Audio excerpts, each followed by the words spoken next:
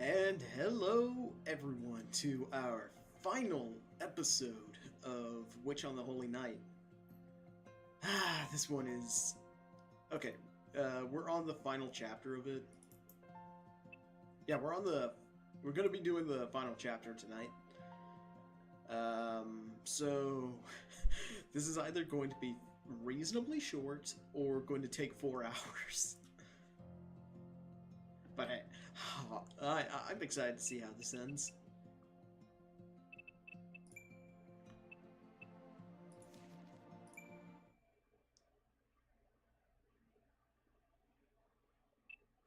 Okay, yeah, I'm excited to see how this ends. It is, like I mentioned last time, it is a little sad seeing, being at the end of the road here, but this has been, honestly, this has been really good. I've thoroughly enjoyed it. But yeah, get, let's start, let's get started.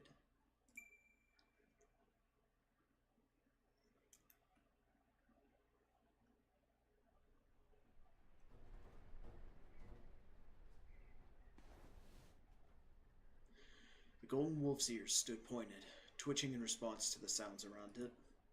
Its meal finished, it curled up into a ball in anticipation of nap time, and yawned, half from boredom, or half from boredom.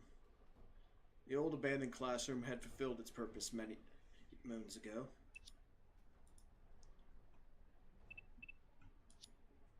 For a month, the wolf had spent his time resting on top of a heap of disheveled of dis, of disheveled desks. His name was Lou Beowulf. He was a purebred werewolf named after the sun at his birthplace, and a hero of legend upon leaving there. I need to read the story of Beowulf at some point. I know that Tolkien did a translation of it, so I'll probably just grab that. It goes without saying, he was not from this country. He came from a land deep within the European wilderness, surrounded by mountains and forests. His homeland was a realm no human had ever set foot in. In their isolated world, forgotten by time, a diminishing race of werewolves lived in peace. This was where Beowulf first appeared. In a cave on the outskirts of their village, the werewolves found a child bearing the same golden coat as their ancestors. The child was sleeping soundly, as if in his natural habitat. The village welcomed the new member with open arms. 2,000 years of advanced civilization had been cruel to them. As the forests were destroyed, valleys unearthed, and waters polluted, the werewolf birth rate dwindled. They were now facing one birth a decade. The child's golden coat, deviating from the typical gray or white and shared only by their ancestors who were treated as gods, felt like a sign that their prayers had been answered. Bloodline in atrophy. The werewolves were forced to embrace change. This radiant child at least temporarily made them forget about their troubles. Alas, as time passed, their hopes turned to disappointment. The golden wolf was not their salvation. For some reason, Lou, that ray of golden sun, remained a child. Decades passed, and still he did not grow.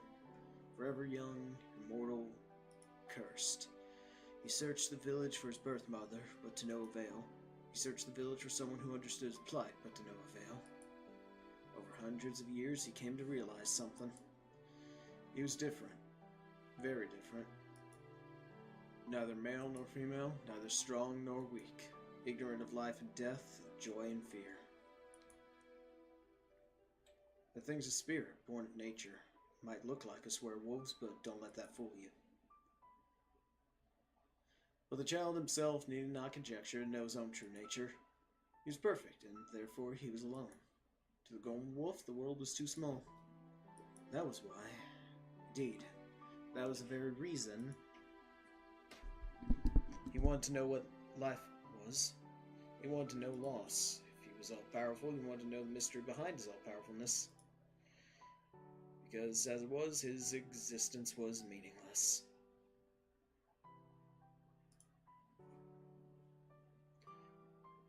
The golden wolf was at a loss, as were the werewolves around him. feared him, but at the same time wanted nothing to do with him. Lou moved back to the cave he was discovered in and resigned himself to a life of seclusion. 太陽のルーガルじゃなくてそりゃ面白い。偶然にしちゃできすぎだ。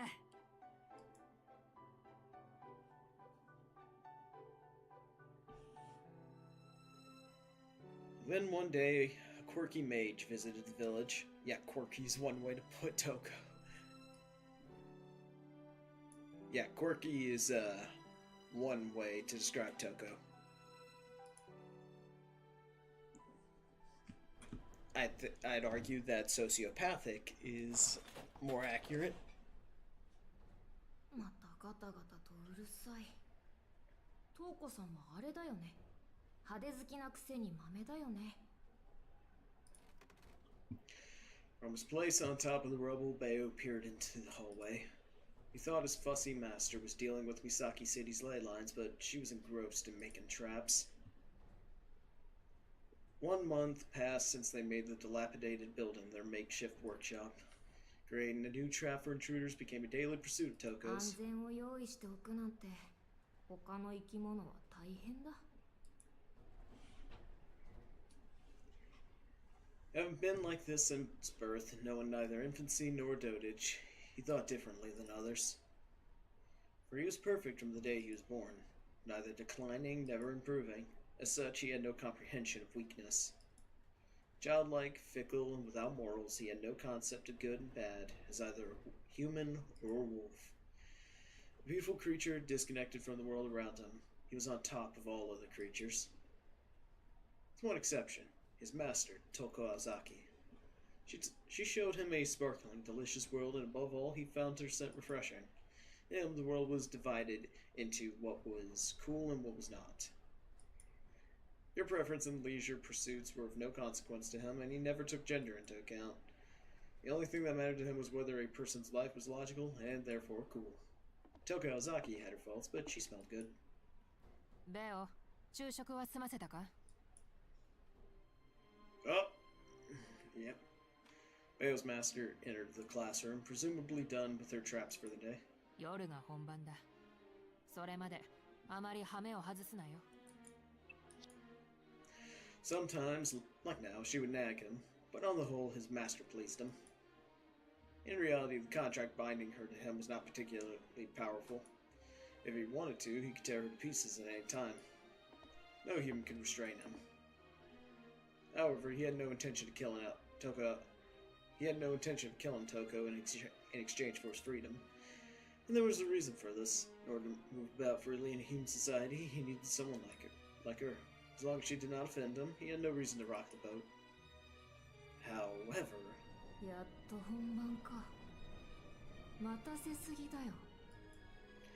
The promise she had made him in his cave and the reality of their situation had begun to come apart at the seams. 最高の神秘と戦わせてやる。He was compliant, up to now, but his patience was wearing thin.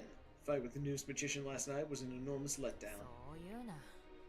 私も昨日は拍子抜けだったんだから。いいけどね。実はあの子、使わないんじゃなくて、使えないだけじゃないの? His master's expression turned serious. Not in agreement at the wolf's question, though. For she had already asked herself the same and many other similar questions. 使うぐらいなら死んだ方がマシなのかもな。そんなバカなことがあるの? 使わないと死んじゃう状態だったんだよ。だから、そんなバカな考えが成立するぐらい。That it must be too terrifying to use. Toko finished in her head. She stopped short of voicing it and chuckled at her emotional outburst. どれほどのものか想像がつかないのは確かだ。だがまあ、根本は変わらないさ。魔法がどのような奇跡神秘の類であれ、魔術師である以上。With those words, Bayo's master walked out of the room, emphasizing that his role in all this was to face Aoko only at that very moment. 魔法ね。The bored look in his eyes shifted. He recalled the taste of that girl's his long tongue sliding over his chainsaw like fangs. Make no mistake, he would finish his meal. He was the oldest werewolf, the golden god of the forest. As long as he could remember, no, from the moment he appeared, he had been the most powerful creature of all. All man-made mystics were trash before him. Magecraft was laughable, even mystics, artificial miracles, were futile. Their very existence was an insult to him. もちろんそういう契約だしちゃんと平らげはするけれど That was the extent of their pact. Once he had dealt with his so-called true magic, he was free. His eyes burned with a wolf inside him, his fanged maw twisting into a sadistic, beastly grin. I'm gonna move the mic a little closer. Chapter 12, Witch on the Holy Night 2. Alright. It was just past 7 p.m. Misaki High School's old building stood silently. What? Oh. Sorry. While light from the city reached the area, the forest and mountains kept the area hushed. Nothing unusual. During winter vacation, the old building, now still covered in yesterday's snow, was rarely used. Without signs of life, such unused structures were mere mountains of what once was, nothing more. The old school building would remain that way until the start of the new semester. Behind it, the vast forest grew darker by the minute. If the building had died in just under 2 weeks of vacation, what had become of the one in the forest over the years? A wall of overgrown trees filtered out the noise of the city, and most of the moonlight. Another worldly realm had taken root, not even 2 miles away from town. Piercing the cold night air, footsteps crunched through the powdery snow. この辺りに仕掛けはなさそうね。それでどうするの？このまま急行車に忍び込む？まさか私らがやってきたことなんてとっくにバレてるわ。隠れても意味はないし、何より敵のアジトに入ってどうするのよ。盗みが目的じゃないでしょ、今回は。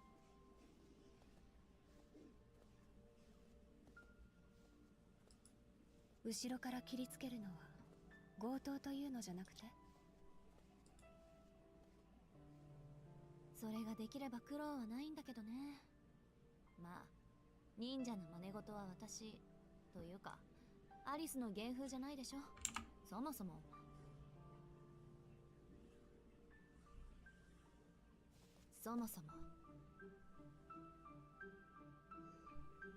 やる気満々なのはこっちもあっちも同じってこと。 The sound of their footsteps stopped in unison.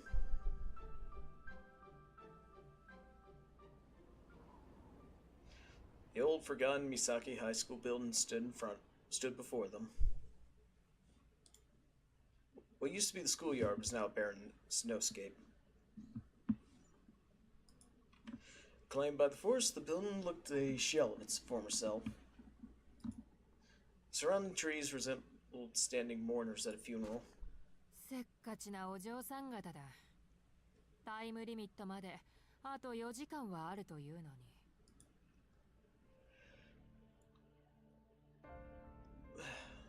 Alone in the middle of the white altar was a lone, scarred red mage.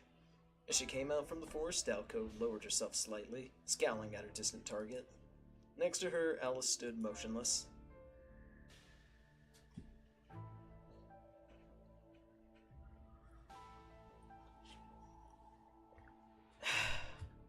Sorry, have a cup of coffee right next to me. Bare branches of the trees cast long, thorny shadows.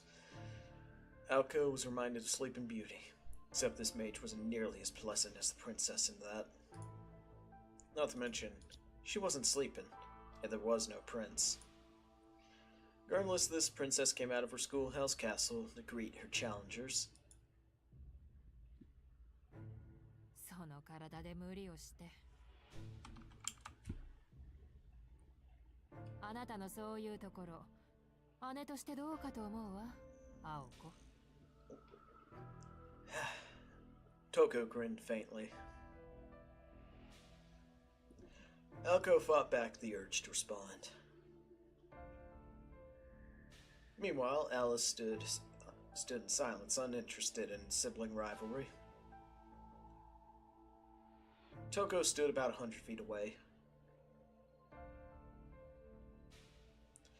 With their senses sharpened through magecraft and the silence of the forest, they could hear each other perfectly. The golden wolf was nowhere to be seen.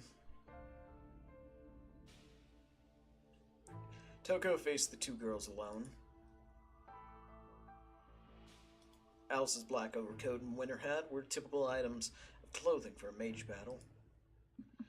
A few paces in front of her was Aoko, whose combat garb was comparatively out of place, a Misaki high school uniform. She had asked Alice to bring a change of clothes for her, but there must have been some misunderstanding. Though it was a trivial miscommunication, Toko seemed to think it had some special meaning. ところで、始める前に一ついいかな。気になって仕方がないし、この先機会もないだろうから聞くんだけど、あなたの戦闘服ってそれなの？青子。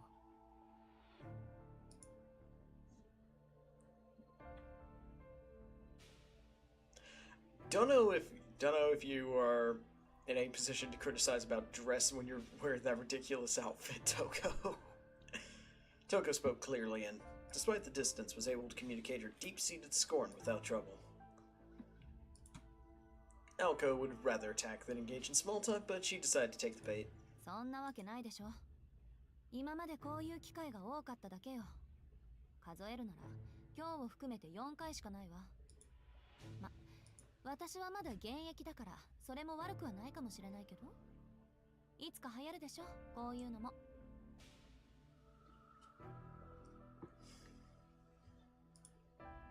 Aoko was sure to emphasize her words. For a split second, Toko's eyes narrowed. 呆れたな。相変わらずのローセンスだ。So, just a little bit of sibling banter before the killing begins. それはどうも。人形を実の妹に見立てる異常者にそう言われるなら、一周回って安心よ。With that, the two fell silent and glared at each other, their bloodlust cut through the thick, cold air like a knife. While the two of them sized each other up, Alice surveyed the area around Toko. There was no indication anyone or anything was lying in wait near her. Perhaps she should see if the werewolf was still in the old school building. Maybe Toko didn't feel like Aoko and Alice were much of a threat in their injured state. Or was she really not expecting counterattack so early, so the werewolf wasn't ready? After some contemplation, Alice surmised it was the former. She really was going to fight alone. Her arsenal comprised her mystic eyes and rune magecraft. That was more than enough to deal with Aoko and Alice in their current state. Alice, all I need is one shot. Aoko signaled to Alice behind her with the movement of her finger. Alice had no objections. The original plan was for her to keep the werewolf busy. With the mirror's backup, Aoko was hoping to catch Toko off guard. They had a few other cards up their sleeves, but the fact remained that as mages their attacks wouldn't affect the werewolf, so they decided to ignore it and focus on taking out Toko.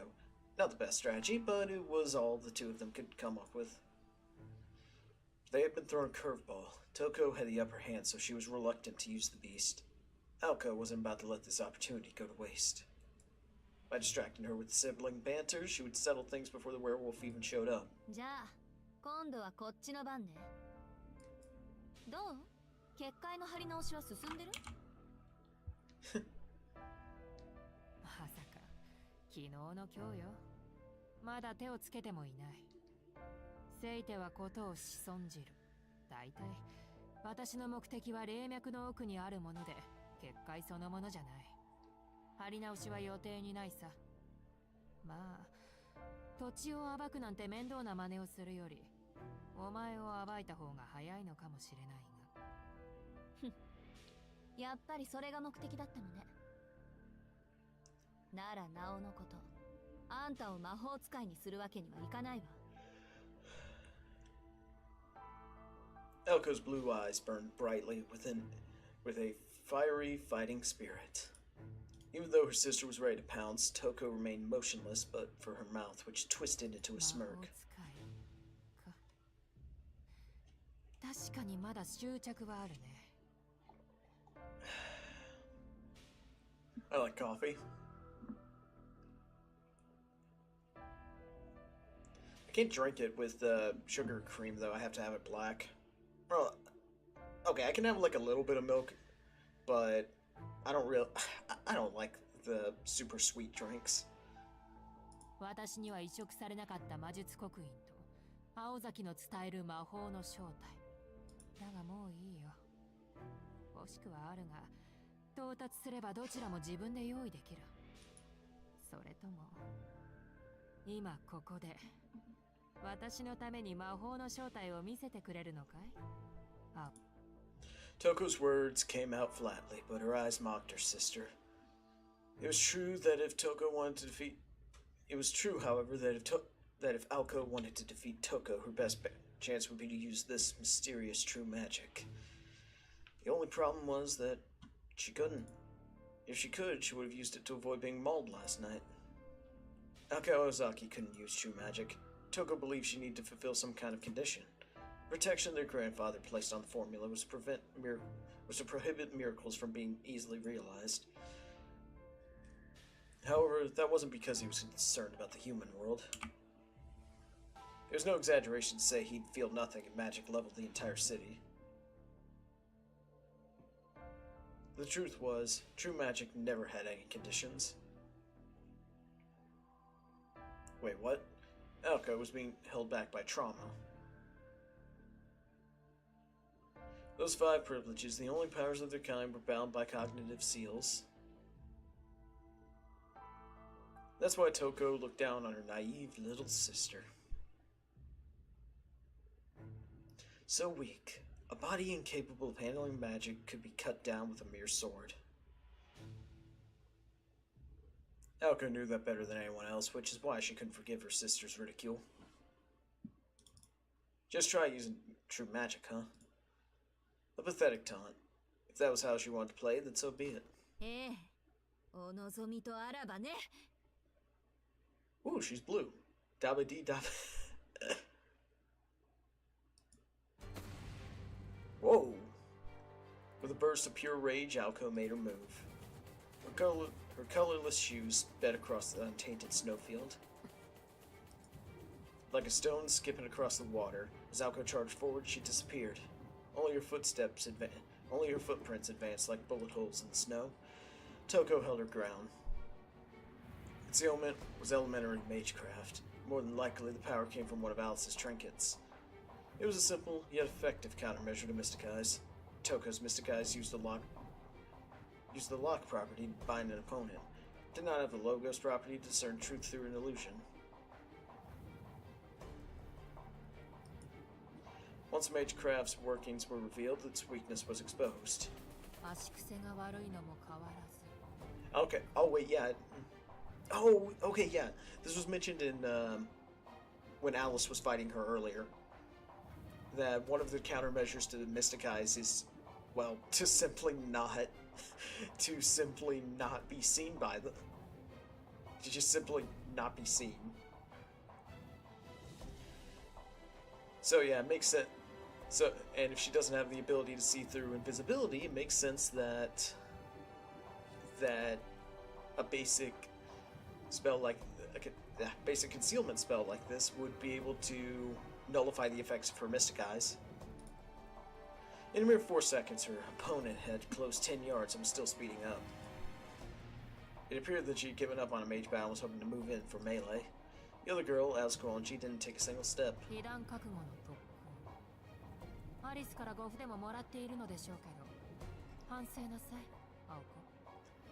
Punch her in the face, Aoko.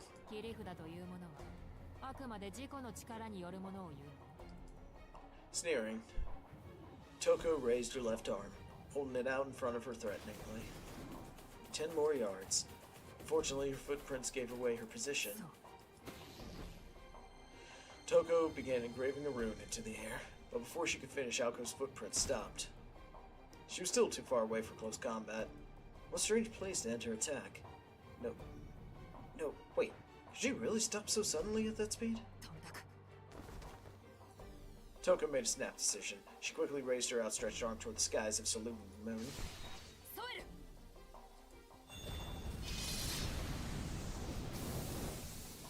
Flames tore through the air.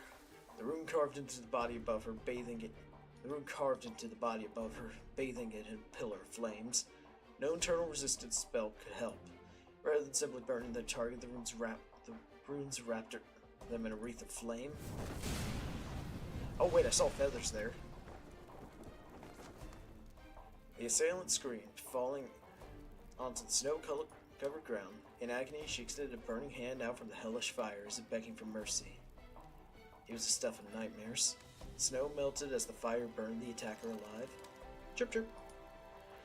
The movement was far too theatrical to be Aoko. Toko had already turned her gaze to Alice. She hadn't been watching the burning corpse at all. Toko knew it wasn't Aoko from the moment the body fell to the ground. This is why we like Alice. Irritated, Toko glared at Alice. While Aoko had vanished into thin air, she hadn't moved at all. Blue energy traced a circle around where she stood. It was forced to forth a 4-bar Grand Magecraft, mobilizing her magic crest. Toko only had single action runes. No, she hadn't mastered anything above 2 bars to begin with. This torrent of energy was too much to handle.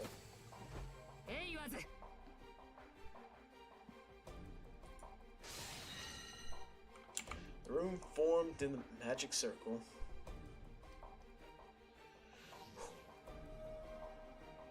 Awaz. The rune of withdrawal was evoked and Aoko's concealment was undone, allowing Toko to utilize her mystic eyes. Within her open pupil, the infinitely mirrored eyes captured their target in an endless hell.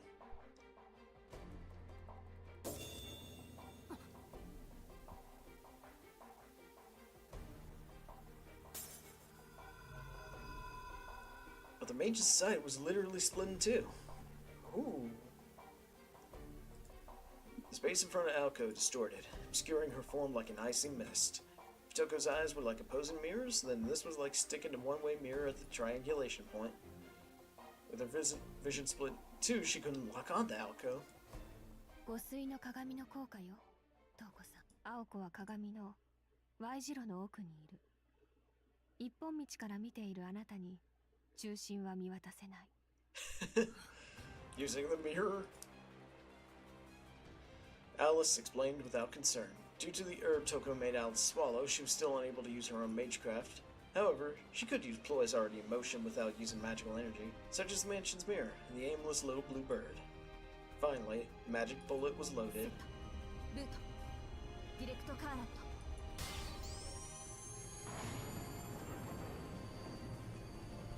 Raising her right arm to reveal her luminescent crests, Aoko took aim at her target 100 feet ahead. Magical energy coursed through her gun barrel arm. From the moment she had received Alice's invisibility, Aoko had begun chanting her magecraft. It took Toko a few seconds to notice. Aoko produced more spins in the awakened magic circuits than she had ever done before. She readied not snap nor draw. Instead, she advanced past her for her third process, a compression of magical energy. Magic blow.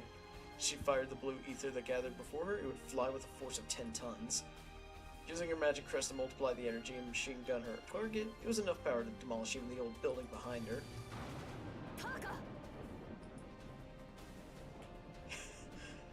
Aoko stared intensely at her sister, ready to fire. Toko had no time to counterattack or even the speed to evade. The fact that she didn't move implied she knew that better than anyone. Acceptance filled her eyes, not fear. Aoko didn't hesitate. She squeezed the trigger on her right hand.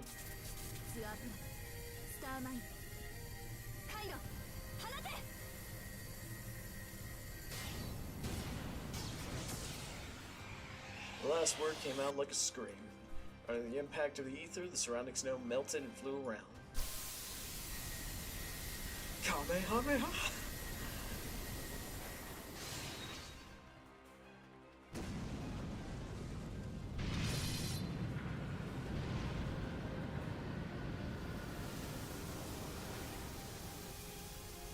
Toko was engulfed in dirt. No way she could survive Aoko's magic bullet. It contained every bit of Aoko's magical energy she could muster. Viewing the chaos, Aoko confirmed her victory. And yet, somehow, she felt bitter. But then, choosing to deal with the torrent of magical energy she swallowed up later, Toko tutted at Aoko's childishness. Her disappointment was so deep, it bordered on despair. 学ぶにしては遅すぎたが、まあ聞いておけ青子。切り札というものは先に出した方の負けなんだよ。I mean, that's good advice. That's good advice. If you play your strongest hand first, and you don't win. If you play your strongest hand first, if you play your strongest hand first and you don't win right off the bat, you're probably gonna lose because your opponent is still gonna have everything they have, every single bit they have to deal with you. Like with how Toko's about to severely beat Aoko again. Her voice cold and aloof, she was completely unscathed. The mage stood in the snowfield, not a single speck of dirt on her overcoat. Just before the bullet reached Toko, she deflected it with magical energy at the same level. Aoko could only stare at the scene before her. The negation of her magecraft hadn't shocked her, though. Leaf-like objects floated behind her sister, and Aoko stared like she was living a nightmare. Countless magic circuits poured out from Toko's back. It all happened in an instant. The magic bullet approaching like a tsunami. Toko lightly snapped her fingers, causing a stream of letters to rush out from behind her. Text became art, golden flowers bloomed. There must have been hundreds, all sorts of magecraft from even beyond Western Europe. The kind normally carved into the flesh of a mage. The kind Toko Elzaki shouldn't possess. The kind only followers of those schools should know. Blossoming magic crests, brighter than the moon. Inscribed in the air, they formed a totem pole, a guardian beast to protect Toko. So wait, did she just carve runes into her back? Oh wait, why would I be surprised if that was the case? Because this is the same woman that shoved a mirror into her own eye in order to amp up her mystic eyes. She's completely psychotic.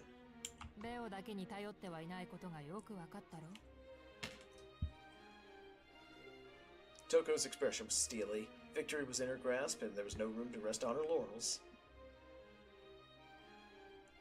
姿を隠したのは鏡の応用か。探知や隔離だけでなく、援護まで行えるとはね。三大のプロイには含まれないものの、汎用性の面で言えば、あれも破格のプロイだな。持ち上げるじゃない。何？騙された負け惜しみ？いや、ただの自画自賛だよ。何しろ今のバージョンは私とマインスターの合作だ。趣味に興じすぎてあれこれと機能を足してしまったと今更ながら悔いているところさ。その後、青子に見せかけて私に向かってきたのは例のコマドリ。I'm gonna close the door real quick. Oh.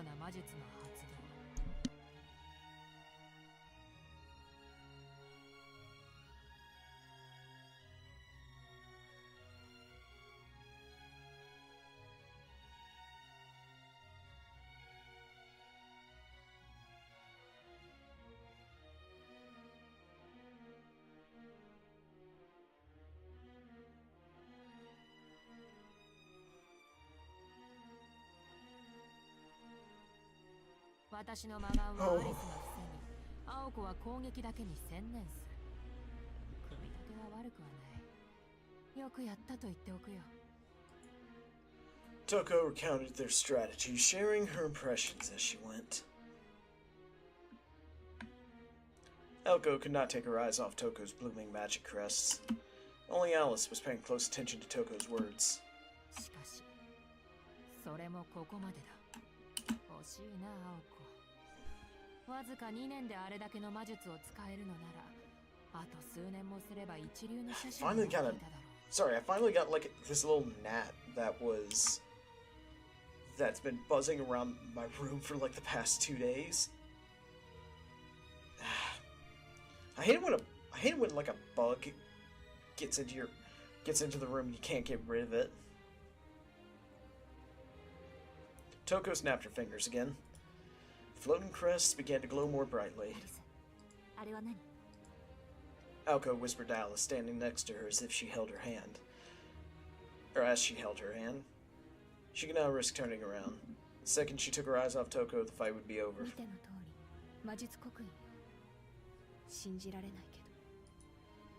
Alice's voice was filled with shock and discomfort. Aoko shared Alice's sentiment. Magic crests were passed down through a family and took unique forms. At heart, they were merely personalized inscriptions, and technically no different from grimoires. However, the reality was far different. Magecraft had no set form. That a set shape, the ability to recreate mystics was itself flawed. Crafted into a form required an immeasurable investment of time and devotion. Magic crests were the crystallization of a family's desires and ambitions and proof of a successor's lineage. Crests had no effect on their own, but they were the ultimate symbol of a family. If no mage was willing to imbue themselves with the crest or lacked the resolve to merge with it, then the crest's meaning was lost. That was the key difference between a crest and a mere spellbook. Crests could not be shared, and imitating them was pointless. It only stood to reason, then, that even if the crest manifesting behind Toko belonged to someone else, only the original owner could benefit from them.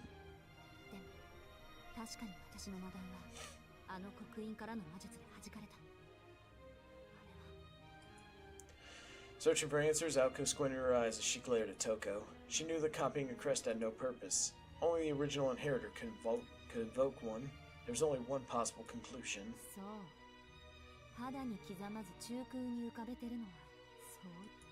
Aoko spat a curse at her sister. Toko nodded, pleased at her enemy's quick wit.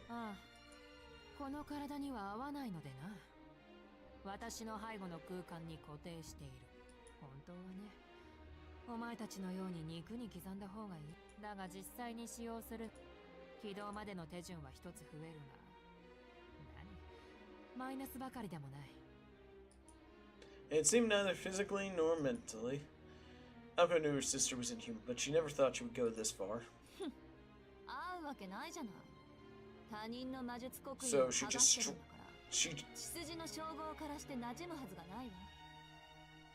that kind of sounds similar to if she just yoinked someone else's circulatory system. Yeah, Toko's a complete psycho.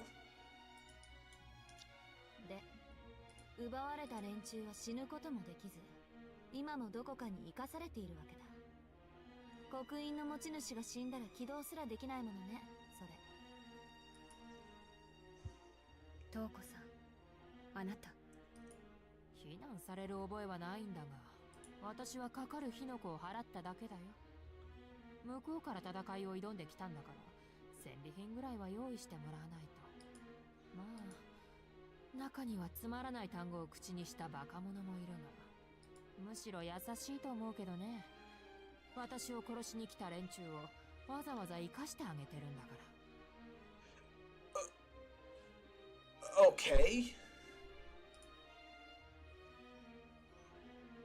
I'm guessing. Oh my gosh.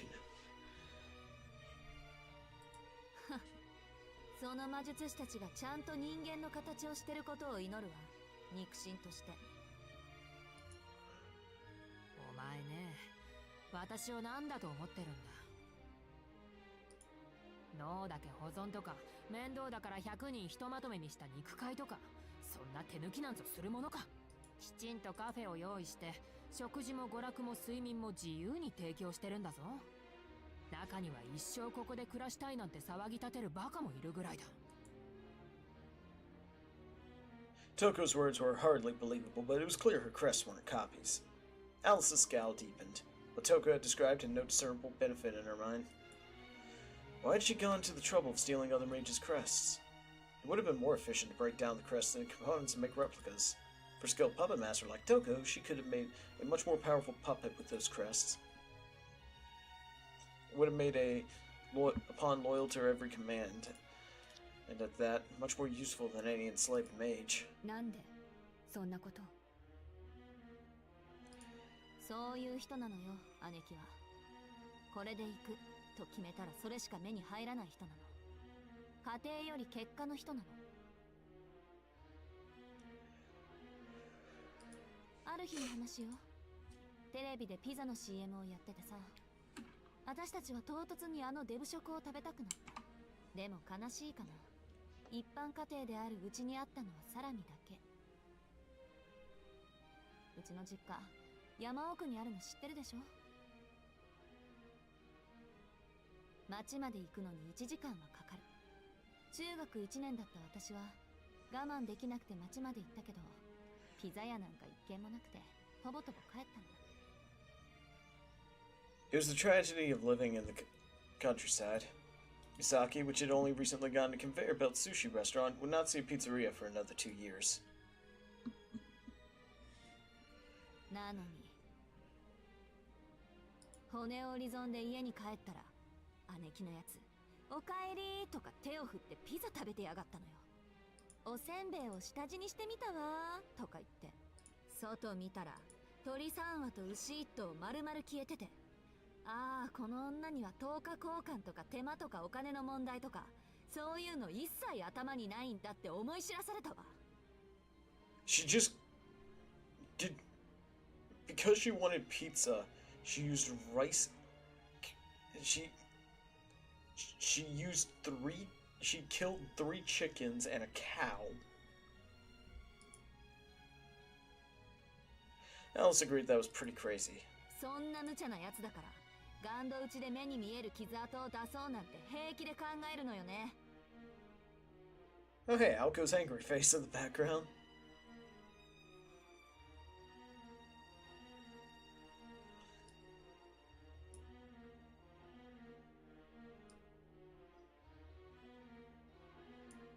あんなのゲマトリア1節分の栄唱で同じ効果を出せるのに、あくまで呪術にこだわるから空も飛べない人形になるのよ、バカ兄貴。 Wait, okay, I'm a little confused here. Okay. Did she make like a... So she made like a puppet that would go and get her pizza. The thought of the puppet doppelganger made her blood boil. It was clear to Aoko now that Toko had done on purpose to annoy her. Toko furrowed her eyebrows at Aoko's verbal assault. She had been stoic up until now, but speaking rudely about her prized puppet was crossing the line. その人形に追い詰められたのはお前だったね。それとゲマトリアはカバラの秘術だ。私はルーン専門だから、お前のように広く浅く知識を広める気はないよ。まあもっともこの刻印の所有者の一人からケルトの結界を教わりはしたのね。Toko looked to the crest over her right shoulder. Its shine was ever radiant, proving that its magecraft was active. これは城で祖父を封じ込めるのに使っていてね。犯人汎用のドルイド層を閉じ込めたとまではいかないが、そうだな。私では郵便ポストぐらいの大きさが限界か。ほら、昔お前が壊した赤いポスト、ちょうどあれぐらいの可愛い鳥小屋だよ。人間一人分をしまうには窮屈だろうが、祖父は肉体というより霊体に近い。見ようによってはそっちの方がふさわしいかも。 Toko stifled a sinister laugh, her explanation chilling. She trapped their... Okay, I know her grandfather is not a good person, but... Still, trapping your grandfather in a birdcage? While also having enslaved mages... So you can... So that you can just, like... So that you can basically use their magic crests however you want. Toko stifled a sinister laugh, her explanation chilling. Her cold veneer seemed to slip slightly when it came to her grandfather. Her smile betraying the long festering hatred she still clung to. そういったわけでね、きの青子の魔術を防いだので、この刻印もしばらくは今のが本当の魔法だったなら、わずか3行の刻印では打ち消せなかっただろうに。じゃあそろそろ終わりにしよう。抵抗をするのは自由だが、ベオ相手にそれは辛いぞ。Toko snapped her fingers one more time. Golden Werewolf was hiding in the old school building. Signal to him echoed eerily through the surrounding woods. Before the echo stopped, Aoko shouted back at Alice. The order sounded like a reprimand, but Alice silently obeyed. Without hesitation, she left Aoko behind to handle Toko, made for the forest. If defeat was inevitable, it would be pointless for both of them to die. If one of them could survive, there could be around 3. That was why Aoko decided to be the sacrificial pawn.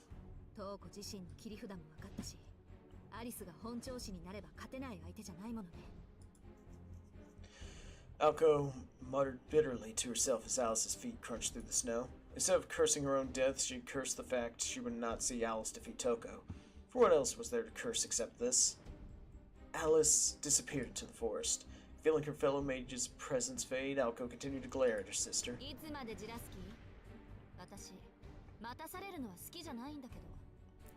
Pretty selfless of Aoko to be willing to sacrifice herself. Speaking of waiting, the werewolf Toko had called was nowhere to be seen. It should not have taken him more than a few seconds to come flying out of the old school building.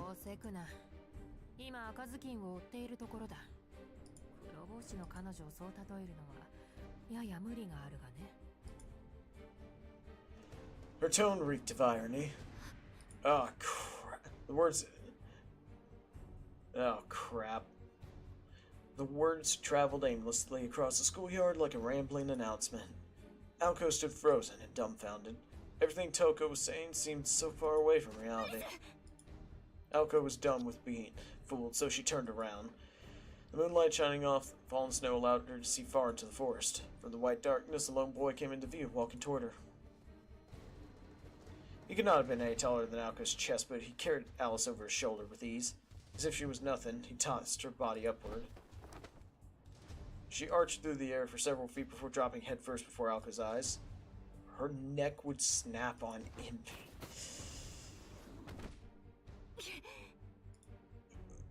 Even though she was wiser not to, Aoko reached out and caught her. Alice's light body weighed heavy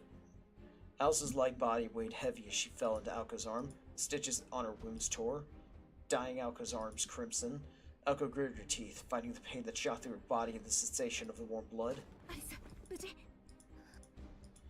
Alice did not respond, but Aoko could see she was at least conscious. The werewolf must have ambushed her right after she ran into the woods. Alice bled heavily from where the wolf tore her abdomen open last night, just like he had done with Aoko.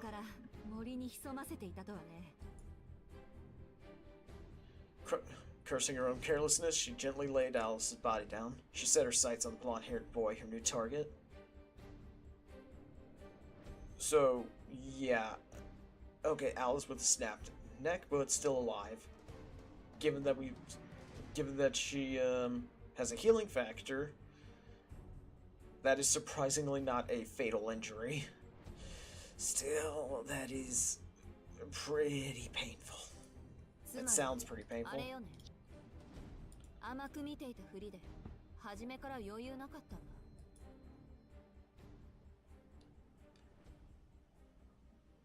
Honestly, if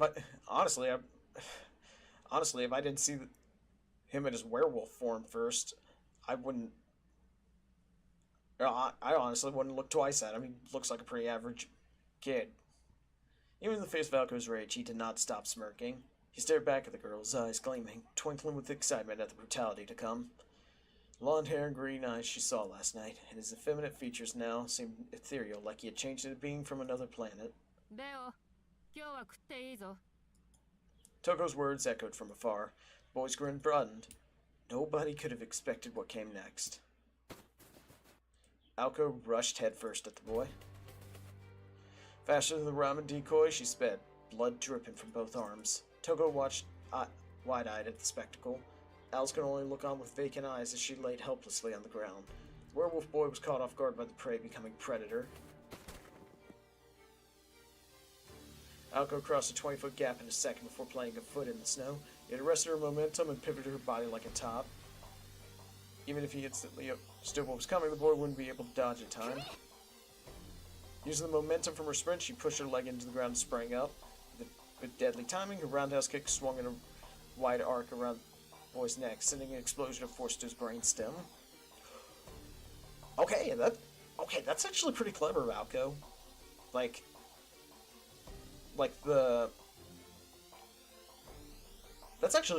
pretty clever, Aoko. If I recall correctly, he should still be vulnerable to purely physical force, just not magic. While this may be magic empowered, it's still, well, kicking someone in the brainstem. And that's where all your the brainstem is the part of the brain that manages all of the vital processes of your body. Pretty much, it takes care of your breathing and your heartbeat. If that's taken out or destroyed, you die. Simple.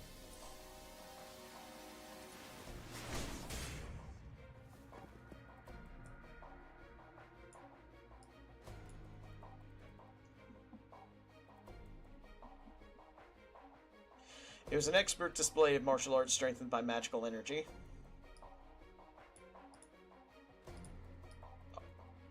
Yeah, I know. Okay, that angle is pretty friggin' weird, which is why I'm going to move it out of frame because... Okay, anyway. It was an expert display of martial arts, strengthened by magical energy. She'd gotten the hang of close combat while fighting Toko's puppets. The violent kick was powerful enough to shatter a tree trunk. The boy did not move. Aoko's right shin connected firmly and stopped. A shockwave rippled through his neck. It was the same feedback Aoko had felt when she destroyed the puppet. Even if he wasn't defeated, she had to have severely damaged his spine. As she looked at him to confirm her kill, the boy simply stared back at her, not even bothering to twitch an eyebrow. お姉さんの右足はそれで首を狙ったのはすごいよね。女の人は本能的に自分の体をかばうものだってトウコさんは言ってたのに。けど残念。せっかくの勇気も無駄でした。僕の体毛の質はこの姿でも変わらない。産毛だけでもお姉さんの蹴りを受け止めることはできる。Wait, is it like... Wait, it's kind of like that, I forgot the name of it, but... Oh, the Nemean lion that Hercules killed. Where its fur was completely impenetrable. So, Hercules just strangled it to death. The only one hurt between the two was Aoko. The leg she had lodged in his neck was totally numb, like it had been chopped clean off with a hatchet. 少しだけ迷いがあったな。くっつけたばっかりの足だからかばったでしょ。人間が僕の相手をするならそんなこと気にしちゃいけないのに。ああ。The boy smiled, basking in Aoko's shock and awe. She could not free her leg. No doubt as soon as she regained her footing, he would tear her stomach open. どっちにしろミンチだから気にしても仕方がないよね。ほら。もったいない。せっかく治ったばかりなのに。Aoko was not sure, but he felt like he'd sunk his finger into the flesh of her right leg. He was right about her leg. She barely had any feeling in it. It had been completely paralyzed after the last attack and was now back in the same horrid state. Except this time, instead of being torn to pieces, it had been crushed to the bone. Her leg might have been numb, but just the look of it was enough to horrify her, the way it was crumpled, all that blood. Any normal person would have died from shock.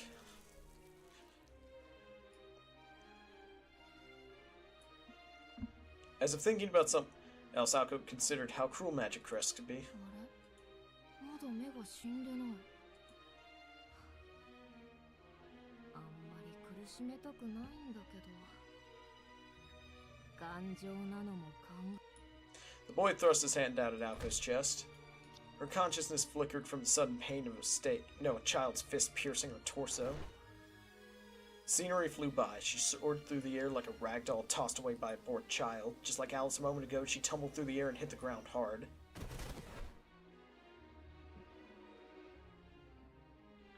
Her right leg was crushed, her chest caved in. It was as if her heart had been scooped out of her chest, each grasp of breath left her wanting more. Was this what it was like to see stars? The terrifying part was the pain. It never let up. Desperately trying to suck in oxygen, she could feel his fist. Leisurely, the boy strolled across the snow toward Aoko's broken body.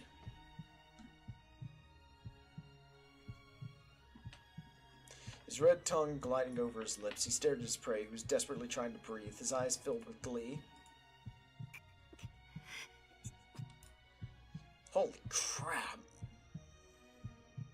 Aoko bit down the temptation to drift away, even though she could find no reason to fight on.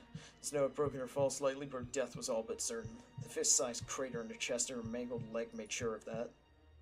Even though she knew she was a broken mess, her magic crests frantically worked to resuscitate her heart. Why?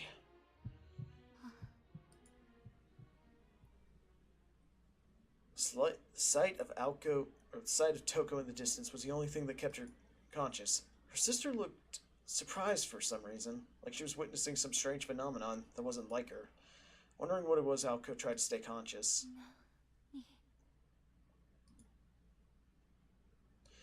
Feebly trying to raise her head, she looked to where Toko was staring. Why did she look like that when she was so close to victory?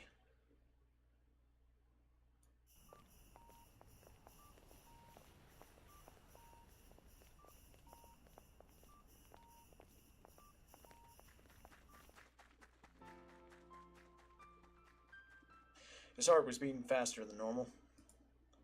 The fragmented and disturbing images kept returning, and he desperately pushed them to the back of his mind.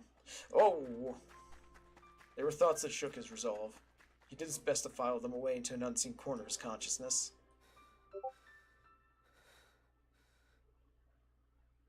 That was a Discord notification.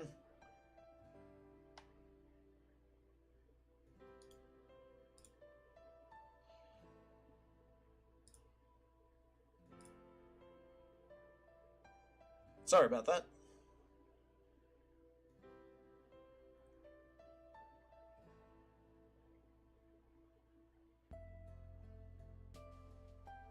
Okay, close out of Discord.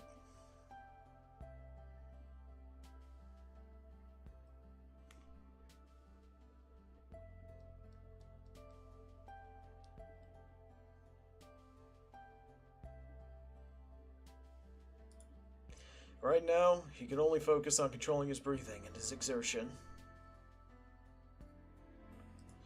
Just stay calm, he repeated to himself.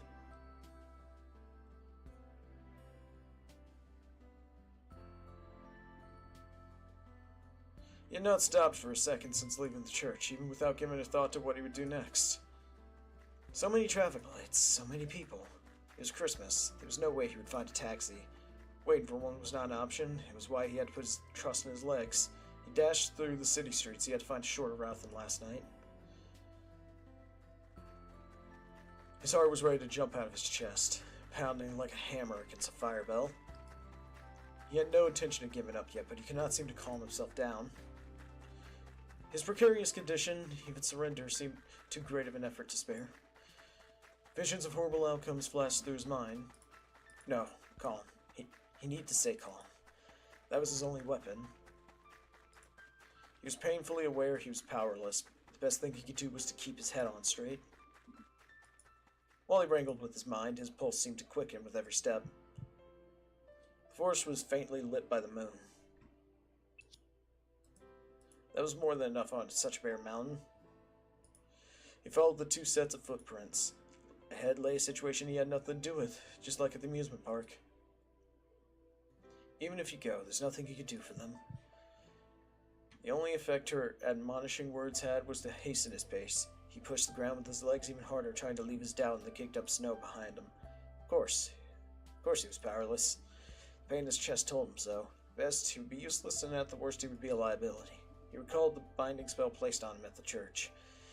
It didn't matter. His body told him he would regret being torn to pieces less than if he did nothing. Not once did his legs fail him as he ran through the woods, though it felt as though his heart could at any moment. His weakness screamed at him from within.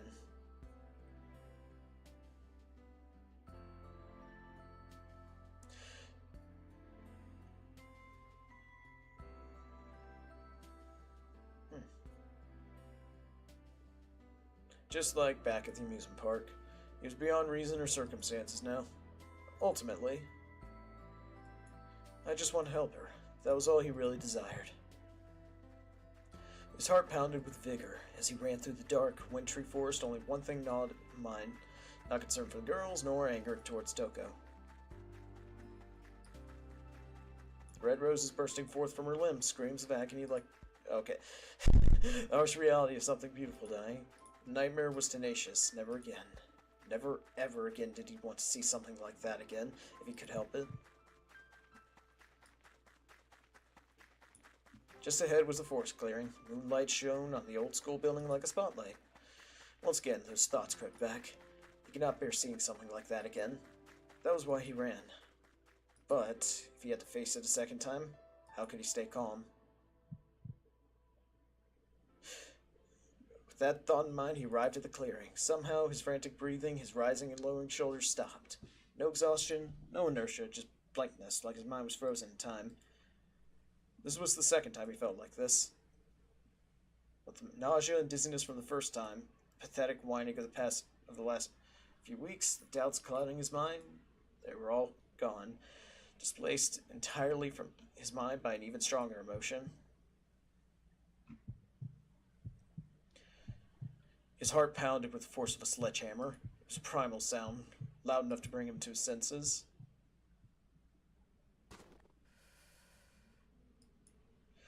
Sojiro stepped into the clearing, letting out a deep but steady exhale. Those eyes were locked with the blonde-haired... Although his eyes were locked with the blonde-haired boys, his concentration was focused inward. Be calm, be calm. Every fiber of his being worked to control his breathing. The clearing told the story of Aoko and Alice's crushing defeat. Aoko was lying face up in the snow. Her right arm bright red and crushed at... Her right leg bright red and crushed at the thigh. Her eyes were glazed over, but Sojiro could tell she was still bravely fighting. Judging by her spluttering, she had taken a hard blow to her chest or back. Sojiro deduced it was most likely both. Alice's injuries seemed less serious than Aoko's, but she lay motionless on the ground nevertheless. She was lying across from Aoko, face down in the snow, arms out in front, as though pushing herself up was too painful. Before the old school building stood the figure of the maid she had seen before. Paying her no mind, Sojiro began to walk forward. Feeling calmer since arriving at the clearing, he advanced toward Aoko. Toko did nothing to stop him. Now, no one noticed, but the faintest look of worry flickered in her eyes. The child werewolf spoke amicably, confident in his victory, and perhaps also eyeing up a new meal. Sojiro ignored him and kept walking toward Aoko. The complete disregard wiped the smile from the boy's face. Still, Sojiro carried on. These feelings were the last thing on his mind. Once he reached Aoko, he looked down at her with a pained expression on his face. Strangely, he was at a loss for words. After slight discussion, all he could manage to say was,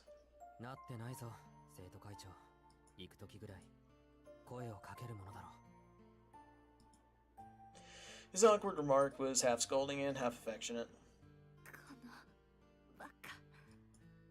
Despite the pain in her stomach, Aoko was able to throw an insult his way. His voice brightened as if buying her bravado. The truth was that she barely had the strength to live. Despite that, Sojiro looked like he wanted to respond in his usual way. Something like, "See, Ozaki, you're too tough to die, even when someone kills you." As soon as she tried to speak, she ran out of breath. Sojiro had heard her loud and clear this time. He might have looked absent-minded, but he knew exactly how dangerous the situation was. Aoko knew because his carefree-sounding words did not match his expressionless face. Before she could say doing, she coughed painfully. Sojiro pressed his finger to his lips and nodded. Aoko could not quite believe it, but it looked as though Sojiro had gestured to her to not speak.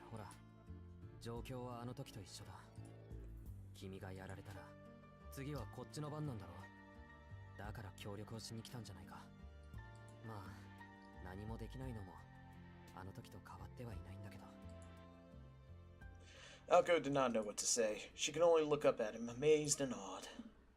The werewolf stared at them, visibly frustrated. After all, he believed himself to be the noblest of all creatures. Ignoring him was treason, punishable by death.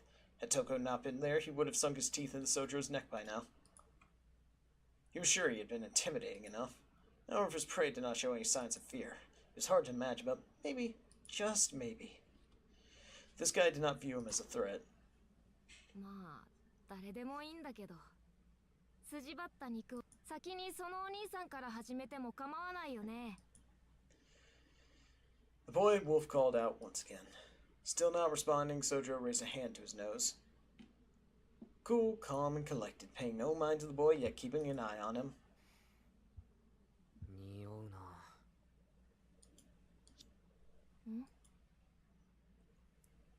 Everyone present was confused. No one seemed to be able to smell anything but him. 何が匂うっていうのかな。 Bayo's voice retained his usual arrogance, but was tinged with impatience. The boy was unable to hide his irritation at being ignored. Finally, Sojiro turned to face the boy just a short distance from him. 品のない肉の匂いがする。これだから犬は嫌いなんだ。 His voice was filled with disgust and contempt. Sojiro was mainly speaking to himself, but the werewolf boy had never felt so insulted, even if that was not Sojiro's intent at all. In a moment, the wind picked up, perhaps signaling a change in the werewolf's mood. A fiery gale whipped around, carving patterns in the snow. Sensing he was about to be killed, Aoko desperately tried to move, but her broken body could not respond. After hearing Sojiro's insult, Alice was unsuccessfully struggling to get to her feet too. In complete contrast, Sojiro stood there, firmly and unfazed. The little blonde boy's well of patience had run dry. 要するに僕が子供だからって舐めてるんだね、お兄さんは。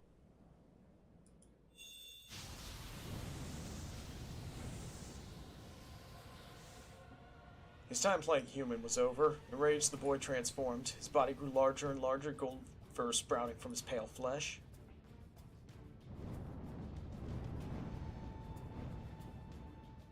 His mouth grew razor-sharp fangs. His hands grew claws. Drawing from the magical energy in the air, he transformed into a preternatural beast, a wolf in the shape of a human. Toko yelled at him, but the werewolf did not respond. He only huffed deep breaths of hot air. That was all Sojiro could say in response to the boy's metamorphosis. Such a transformation was the stuff of nightmares. What was worse, the beast now towered above him. It was enough to make anyone question reality itself. Seeing his prey's reaction satisfied the werewolf, and his maw twisted into a satisfied grin. He was a strange one, this guy, but meat was meat. However, the beast's arrogance was short-lived. The prey breathed a sigh of exasperation before speaking. The absolute balls on this man. The absolute balls on this guy. Just pure guts. You could hear a pin drop even in the snow. Aoko, Alice, and Toko were all dumbfounded. Were they really seeing a human not just stare a werewolf down, but insult it to its face? They simply could not believe it.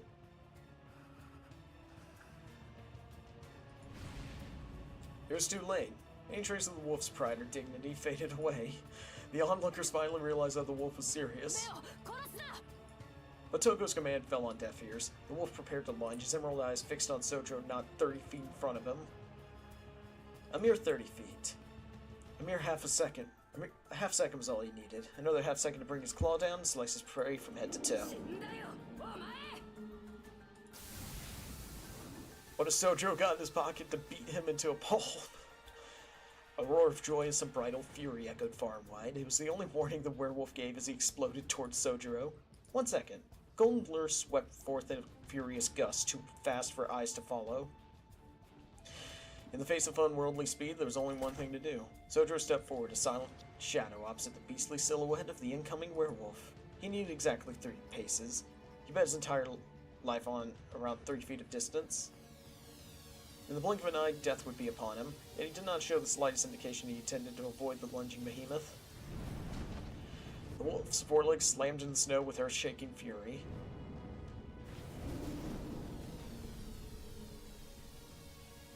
His back muscles tensed up so much they seemed barely contained in his frame as he swept a raised paw downward.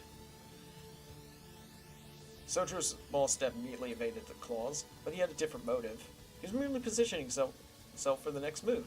His intention was never to avoid anything.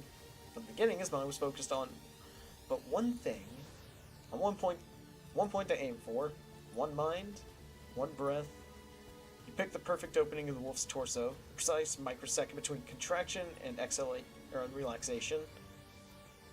That one point alone was the crack in the dam of life. Wait, is this dude about to punch Beowulf in the chest at like the right moment to stop his heart? Because that can't happen.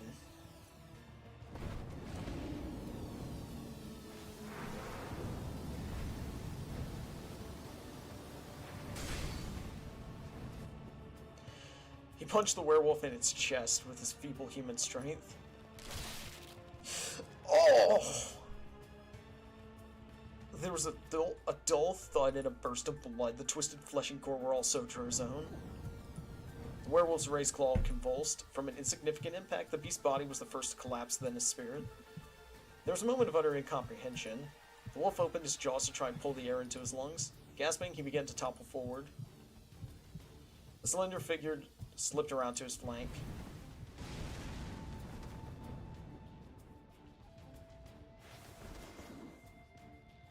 The next blow pierced him like a spear. Ignoring his mangled left arm, the silhouette whirled around and drove his right elbow into the collapsing wolf's back. Oh. Yeah, that's pretty brutal. Wait, why am I complaining about gore or violence when I play Doom? And I might play Doom 2016 at some point on stream.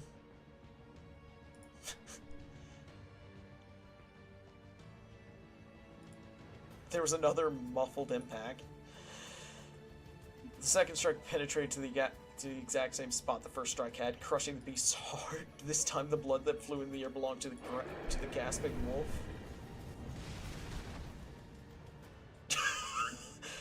Just two-tapping a werewolf, a golden werewolf. The werewolf fell to the ground, choking on its own blood. He did not get up. He showed no sign of life.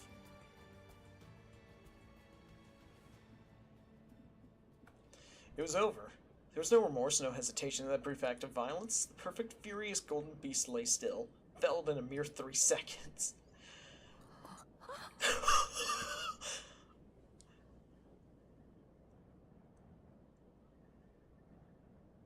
Oh my god!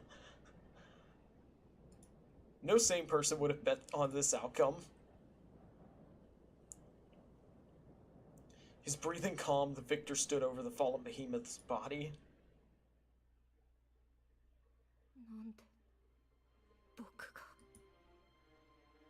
Even as the beast lay crumpled in the snow, he could not grasp what had happened. His heart had ruptured, cutting the blood flow to his body and brain, leaving him helpless. That much he knew. If he were a normal creature, he would be dead. As it was, this was a trifling inconvenience. Once his heart was repaired, his body would heal as well. It was not as if he'd been struck by magetraffic, seeing his own mystical nature. This was a little different than a grazed knee, which is what was so strange.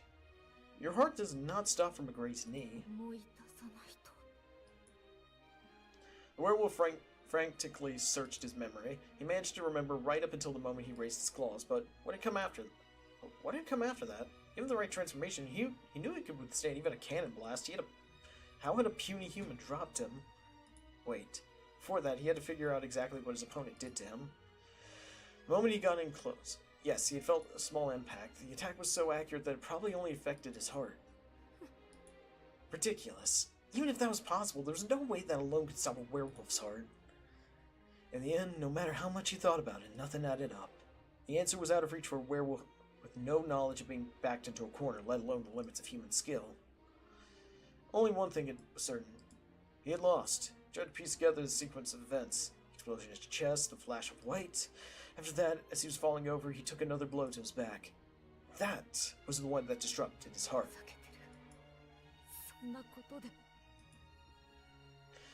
Could lose? Indeed. It was physically impossible.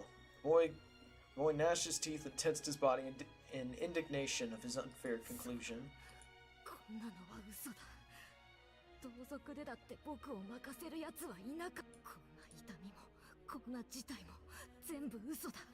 不合だって、この僕が他の生き物に負けるはずが。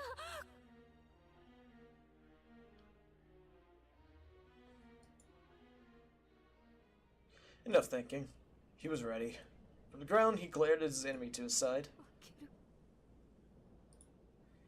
The very next moment, an unknown type of pain coursed down his spine. It had eyes. Cold eyes. Staring. Piercing. Colorless. The moon looked more alive. Its arms were broken. Its inhumanly powerful attack had managed... Its inhumanly powerful attack had mangled them beyond recognition. If it was in pain, it would have cried out, but it was silent. Was it ever alive? Those dead eyes. He'd seen eyes like those before. Those eyes without hatred, without joy, without any feeling behind them at all. It was a mindless insect. Werewolf's hair stood on end. What was this creeping chill crawling up his spine? Having never experienced fear, the werewolf did not know what had become of him. Despite countless clashes against other mystics, it had been a human that broke him. He knew beasts even larger than himself. He knew legendary creatures like himself. He did not know this. He never met, much less imagined, a human-sized bug.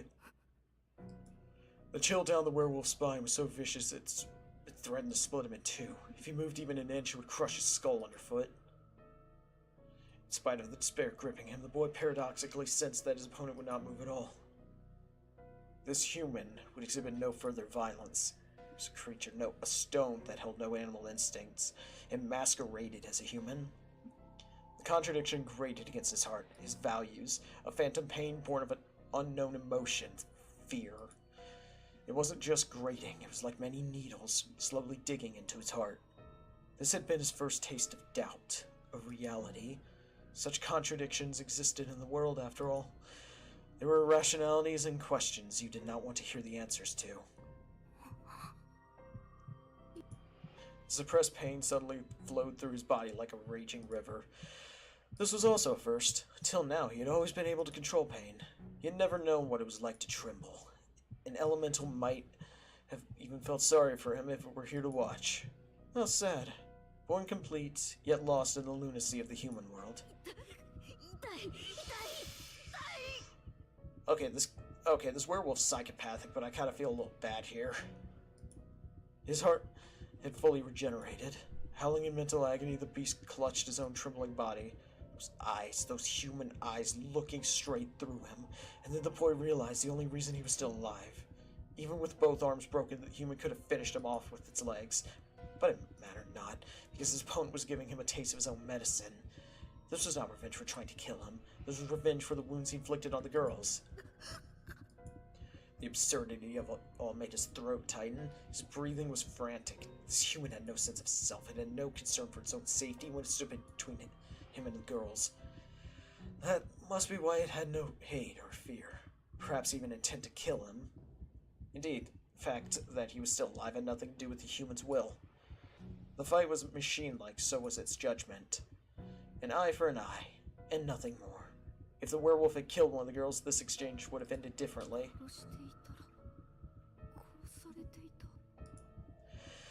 He shuddered at the thought. He never entertained such a possibility. He never had to because he was supposed to be the one exception to that rule. Agony kicked him hard in the gut. No matter the mystic, nothing was immune from injury, from decay. The boy finally understood an obvious law of the world. Or rather, he'd been taught.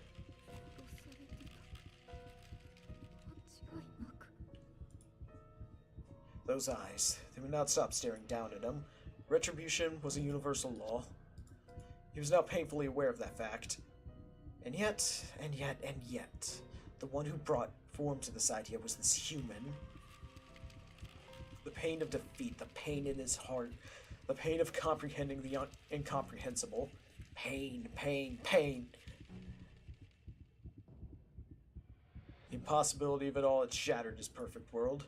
It ate at him, consumed every fiber of his being. The doubt made his head spin. It was too much. Humans were impossible to understand.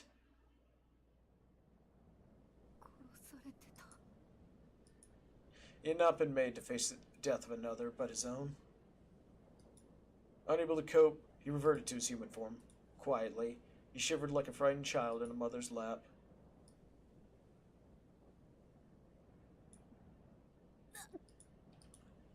Still lying in the snow, Aoko choked on her words, unable to entirely comprehend what had unfolded.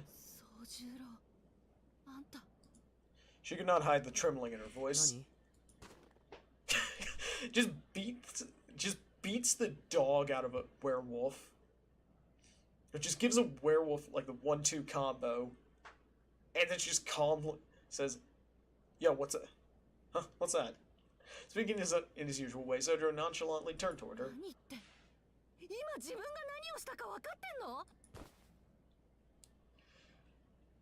She shouted angrily, as though he had done something wrong. Sojiro looked surprised, wondering what on earth he had done to upset her.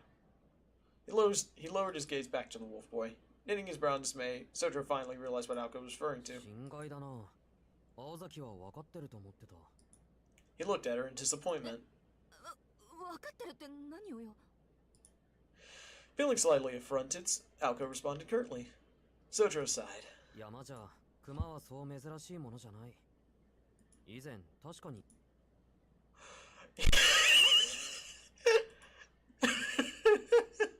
Aoko's jaw dropped. It took her a moment to process what he had just said. She recalled some meaningless conversation or other from who knows when.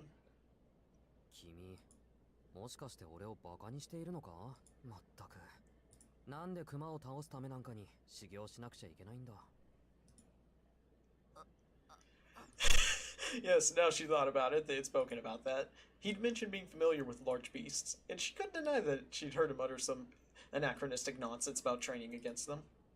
Which meant he was used to dealing with animals larger than himself. If he'd lived this sort of life that included run-ins with wild bears, the man-wolf might only have been surprising but not particularly frightening. Aoko hung her head. After all this time, who was it that really made no sense? It was hard to tell whether she spoke in admiration or exasperation. Either way, as she slouched in the snow, Aoko spoke quietly enough to where only she could hear the words. Toko, on the other hand, understood exactly what had transpired. Bayo lay fallen now, just a sobbing boy, and another boy stood over him with 2 shattered arms. Near fatally wounded, Aoko and Alice still could not stand, but had recovered enough to breathe. As for Toko, she had only a few tricks up her sleeve, maybe 3 or 4 more runes at best. The magic crests on her back were unusable. She could use the remaining magical energy from the field imprisoning her grandfather, but that would be stupid. If she released her grandfather, she would lose ownership of the sacred ground. Failing to defeat Aoko and Alice now would mean starting over from square one, and she could not afford that. This sibling rivalry had to end.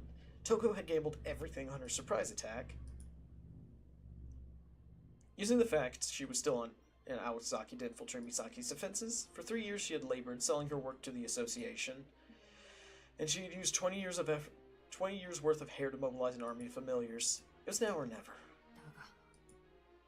She had overestimated the werewolf's power. It should have been enough. Against mages alone, Beowulf by himself would have been enough to ensure complete victory. But things did not always go according to plan. Beo's incredible strength was conditional. She knew he was not infallible, so why hadn't she prepared a contingency plan? Her heart was cold as ice. Toko stared at Sojiro, who stood tall. His arms were a hideous mess. The arm he used to strike Beo head-on barely even resembled an arm. His bones were bent out of shape, his muscles were torn to shreds. To say his arm simply broken would be a gross understatement. Streams of crimson ran down his other arm up to the white snow. The elbow he drove into Beo's back was likely shattered, and his muscle and tendons torn up to his shoulder. Judging from the state of his arms, it was doubtful he would be able to use them again. Worse than his arms were his left leg, and no doubt his internal organs too. He'd used the leg to take the full brunt of Beo's charge. At a glance it looked fine, but it was now just a useless hunk of meat attached to his torso. His insides were worse. Supporting the weight of Beo had ruptured his spine, causing widespread internal bleeding. How is he still standing? Basically, he was a dead man standing. A bird with clipped wings. Living like that would not be living at all. He could barely stand, let alone fight again. In contrast, the collapsed werewolf was unscathed. Only once had he coughed up blood. The majority of the pool of red on the snow was likely Sojiro's, a crimson tapestry telling the story of the boy who stood strong and defeated a werewolf. 当然だ。衝撃には反動が伴う。拳を振るうのなら相応の負担。走ってくる鉄の壁を真っ向から殴るようなものだ。それを。Perhaps he had known what would happen. Animals instinctively limit their strength in order to protect their body. Compensating for physical weakness with intellect and technique were humanity's forte, and that clash had shown humans at their very best, and yet it had also been beyond human. He had attacked without concern for his own safety. Without self-preservation in mind, he could go beyond human capability, enough to strike through the steel-like fur of a legendary werewolf. But who would have thought that a beast able to withstand a shot from a tank would be felt by a mere human? 違う。ためらうことなく殴りつけたから壊れたのではない。初めからあれは壊すこと。He sacrificed his entire body to destroy Bao's heart. Toko felt a chill come over her as she went over in her head what had transpired. It should have been a nightmarish scene, but she was captivated by that supreme display of physical rationality. From the outside looking in, she had witnessed not an accident, but a rational consequence. In that instant, the boy had put his entire being into piercing Bao's chest. As soon as he laid eyes on Aoko and Alice, he committed himself fully to the task. He sized Bao up, synchronized his breathing, found his weak point, and calculated the exact position, timing, and distance he would need to hold his ground. He knew what he had to do to win, and did it with everything he had.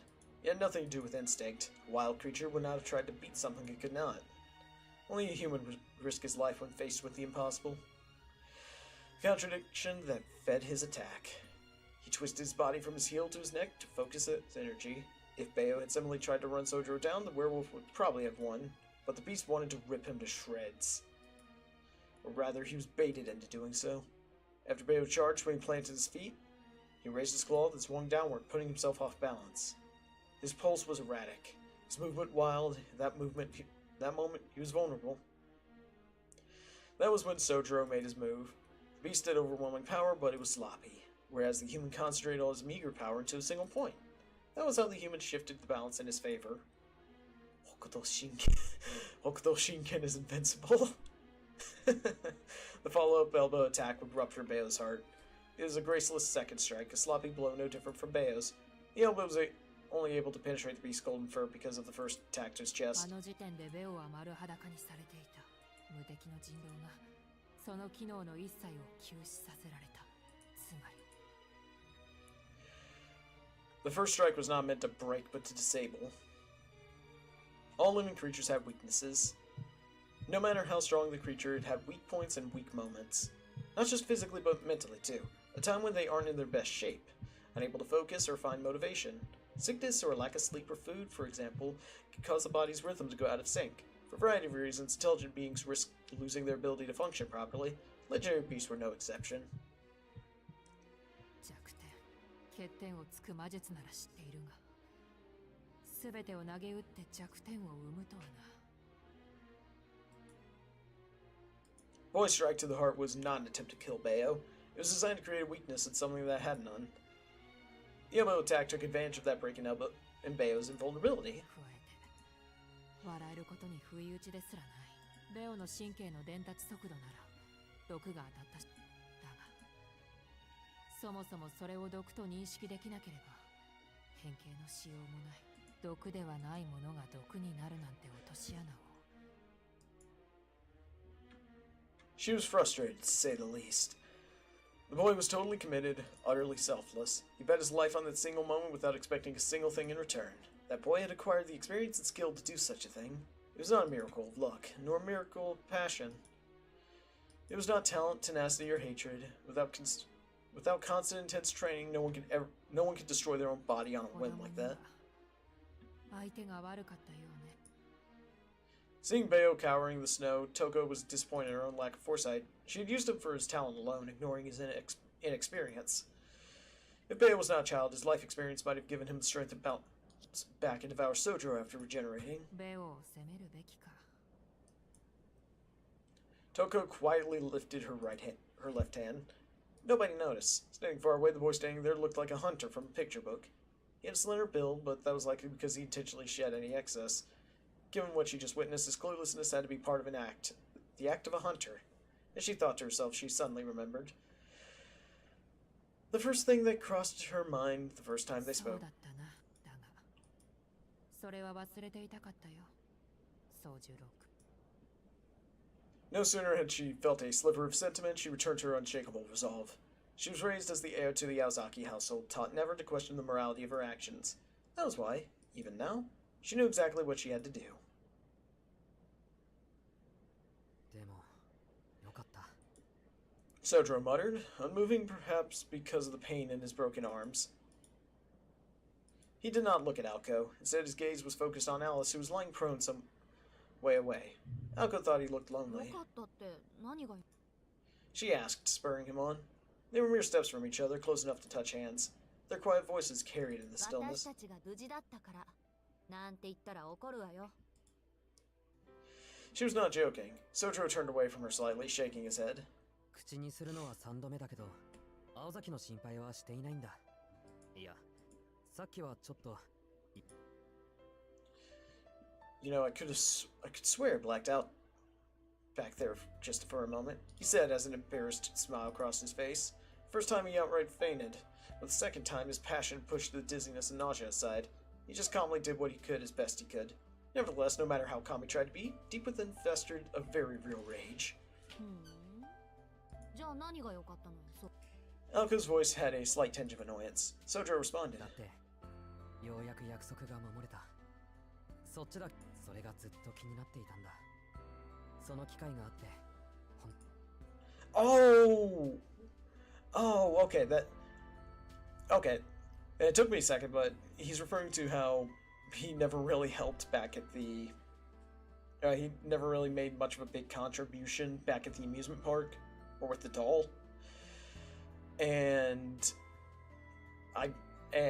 now he's considering this as fulfilling his end of that previous bargain.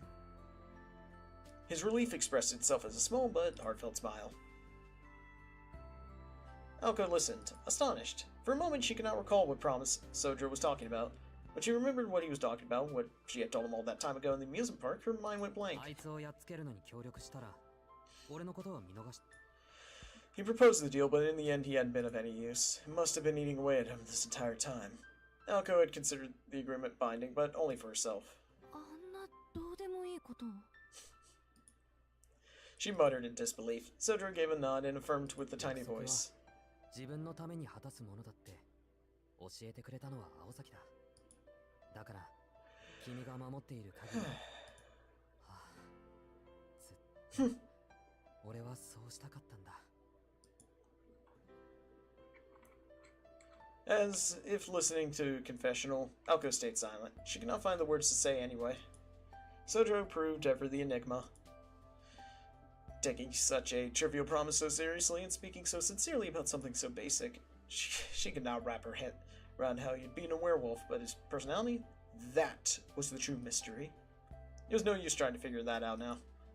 To Aoko Ozaki, he was a riddle wrapped in an enigma, wrapped in a conundrum. それじゃあ借りは返したから帳尻はゼロだ。これで貸し借りはなしだぞ、青崎。 Sojiro said lightly, perhaps attempting to break the silence. Normally this would have passed her by, but she saw his kindness for what it was. 足がついたのはこっちの方よ。これじゃどうやって返していいかわからないじゃない。 Aoko grumbled. Sojiro nodded in happy agreement. それより青崎の足なんか塞がってるな。もしかしてもう立てるのか？ She shot him a stubborn look as if to say, well, duh, obviously. Ever amazed by her grit, he offered his right hand. Despite being broken at the elbow, Aoko had looked as sturdy as ever. By all appearances, it was beyond recovery and would be for the rest of his life. Even so, he seemed able to ignore the pain for Aoko's sake. あんたってバカ。 She uttered under his breath, looking up at him. As much as she hated to admit, she could not refuse his hand. Resigning herself, she reached out to Sojiro. But her hand never reached his. A small bell chimed. A line of wind whipped through the air. It cut through his... Oh my god! It cut through his waist like a guillotine. I'm going... In case... I'm gonna move this down for a sec.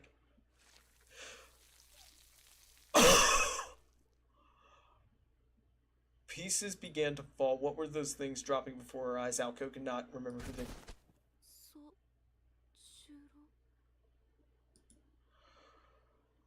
That used to be his name, right? The name of whoever lay in the red snow in front of her. His face now rested on the ground beneath her. The smell of viscera assaulted her. Oh my! Oh God! It happened so fast, too fast for her mind to process. In fact, her only solace was he probably did not suffer. How? Wait, how could she think that so calmly, especially after what she had witnessed? Her blood boiled at her own stupidity. Which begged the question: how should she treat the one who did this? She had used all her anger on herself. She had none left to give anyone else. But this hatred was hers, and hers alone.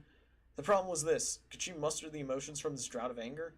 She was not sure, but the thought of hunting them down made her smile unconsciously in anticipation.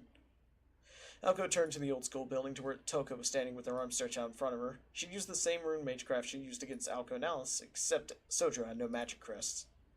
Toko's amber eyes were narrowed, staring intensely at the fallen corpse. As to what she might have been feeling, Aoko could not care less. Even if Toko felt regret, Aoko would never forgive her for as long as she drew breath.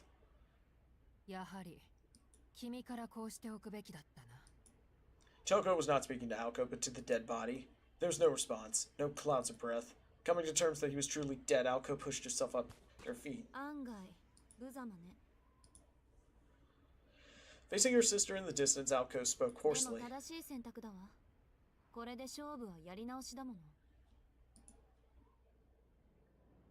She turned away from Sojiro and stared at Aoko. They stood far apart, farther apart than their positions made them seem. Though there was nothing left to say, the two of them exchanged words in respect of the fact that they were once sisters.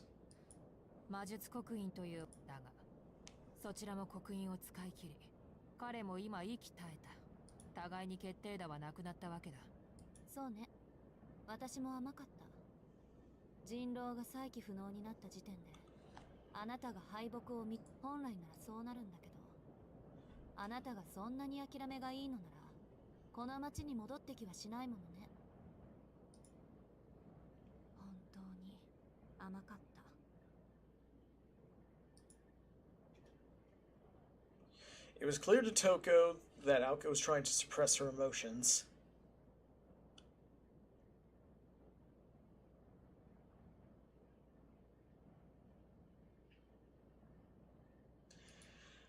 Aoko was right, though. Her sister had counted on Beowulf to succeed. As mages, no matter what cards Aoko or Alice had in their hands, they were helpless against the werewolf. But then, Sojiro had shown up, and Toko couldn't win as long as he was around.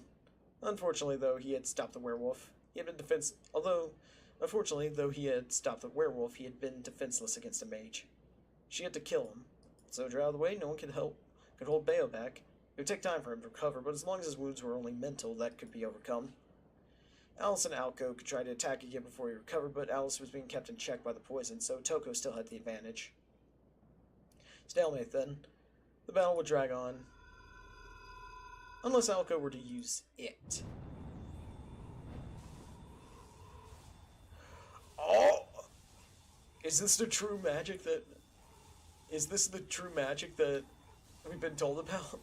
Powdery snow began to whirl around. The air around her wailed. It was magecraft that transcended all that was mystical. The gate to miracles beyond human comprehension ready to show itself.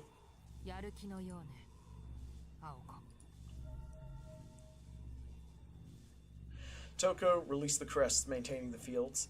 With that, her grandfather would be freed and the barriers around Misaki would be restored, which was not what Toko wanted, but it was that or forfeit her life. The crests at her disposal were now twice as powerful as her sisters.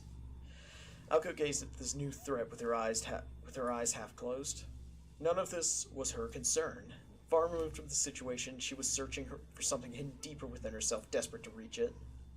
There was, an odd feeling like picking up algae. It was not the fire of emotion, it was not solid nor great. It must have been what people meant by rising to the occasion. Abandoning thought itself, Aoko held on to that feeling as she stared at her enemy. She spoke softly, yet more loudly than a scream. Avenge... Do it. Avenge Sojiro. Beat Toko into the dirt. Focusing her power into the dim crests on her right arm, she weaved the words together. A single incantation. A final heartfelt farewell. A brilliant blue-colored magic taking time back to when a certain someone had been blessed. To put it simply, magecraft is human wisdom. It is the world as we know it. Magic is the singularity that exists beyond either of those. At the beginning, the first changed all. Next, the second recognized many. In answer, the third showed the future. Tethered, the fourth concealed itself. And the final fifth had long since lost its significance. Someone once said, had it only ended at the third. Magecraft is the study of history, feats of our making, and life orbiting the planet. But true magic is the province of a god beyond the heavens. Why do those who stand on the earth extol the virtues of miracles beyond humankind and the planet? This was an undeniable sin. Magic was the enemy of humanity. That is why those who obtain a new magic are killed by the Red Shadow.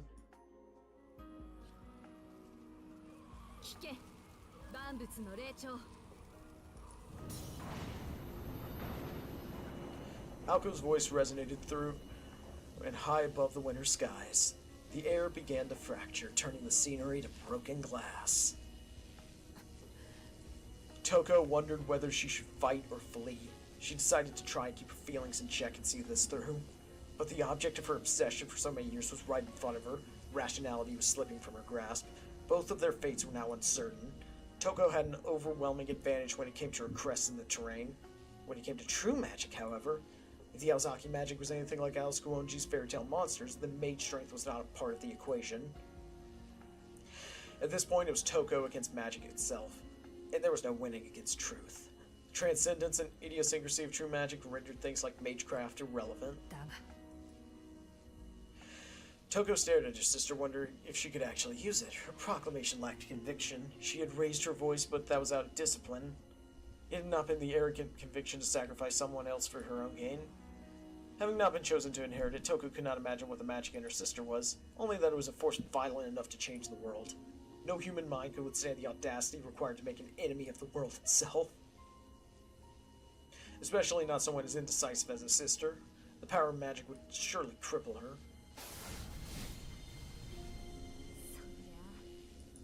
Feeling Toko's eyes on her, Aoko doubted herself. She could not help but hesitate. Terror gripped her heart tighter. She could not run away forever. Her hesitation and terror meant she would never forgive herself for stopping now. Closing her eyes, she pushed herself into the final stage. Oh! Time stopped like a light being switched off. She submerged herself in her own darkness. Everything froze, only she moved. Everything around her disappeared as she passed a limitless stream of stars. As soon as she did, she wanted to disappear into the empty, thoughtlessness place she arrived at without any answers. Not again. The Red Shadow will surely come this time. Suddenly, I saw a new memory. Possibly because I used another to make the trade for... I heard a familiar yet new sound. I wish for nothing. I seek nothing.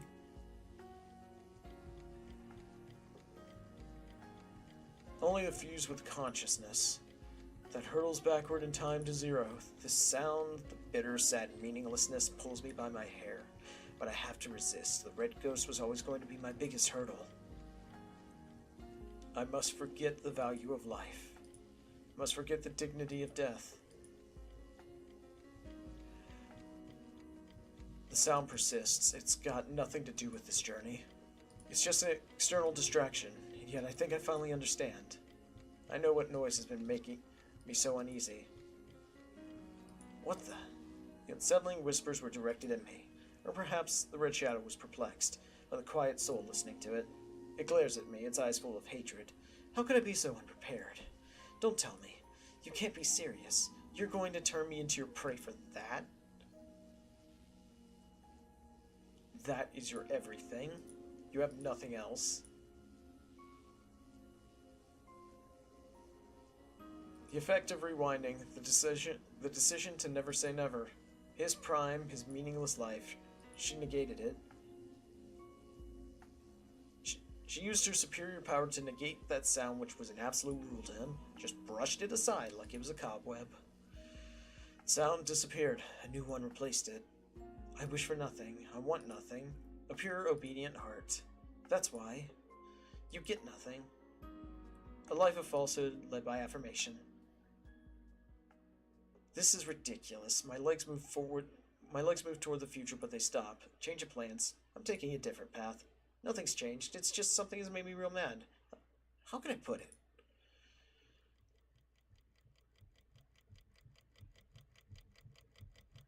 You call this the past, you idiot? If I don't complain about something to someone, I'll explode. Even if it's just to the voices, or to he who hears it, or to the part of me who just stays quiet and watches. Or to the one who did that to him. With no answer, I open my eyes. Aoko released everything she had dragged up. As for what was there, or what she saw, she could not remember. All she held on to was a fury that burned in her heart. Pushed on by something that she did not know what, she opened the door to magic.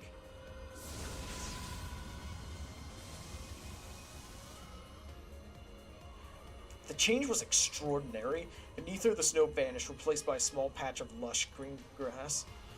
This ground had never existed under the frozen blanket. It had been rewritten into a new landscape. Oh, this is a really good track. The very elements rejected her, as if the world itself was fighting back. The electrical discharge lashed at her body. This miracle threatened to destroy the world. The world had to protect itself. It moved to expunge her.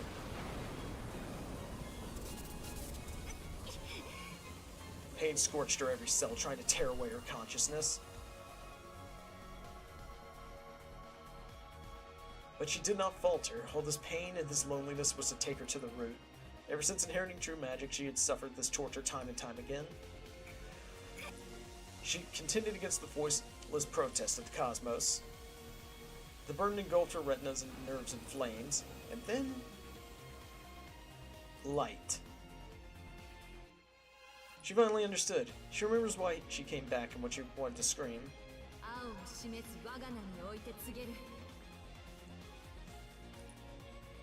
A censoring voice told her to stop. At the edges of oblivion, her hand touched the true form of magic. The snarling red shadow was there, telling her it was no use. Too much doubt, so much fear. But such things mean nothing to her. To me. I don't care about a magician's obligations or the destruction of mankind. I'm sick and tired of hearing about it. I only have one reason for doing anything right now. God, I can't believe I'm saying this out loud. I just want to save him. I just want to save him. No. Same. A blue whirlwind whisked up around her. Cast aside her doubt and sorrow, the magician played her trick upon the world.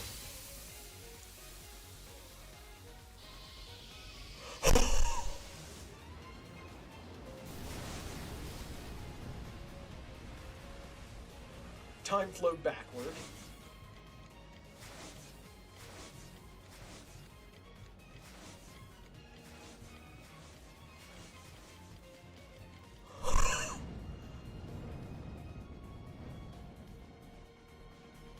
Childhood memories were overwritten.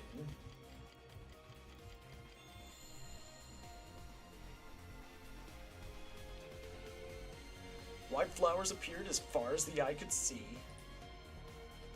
Brighter than snow, they rippled like a wave across the world, devouring it.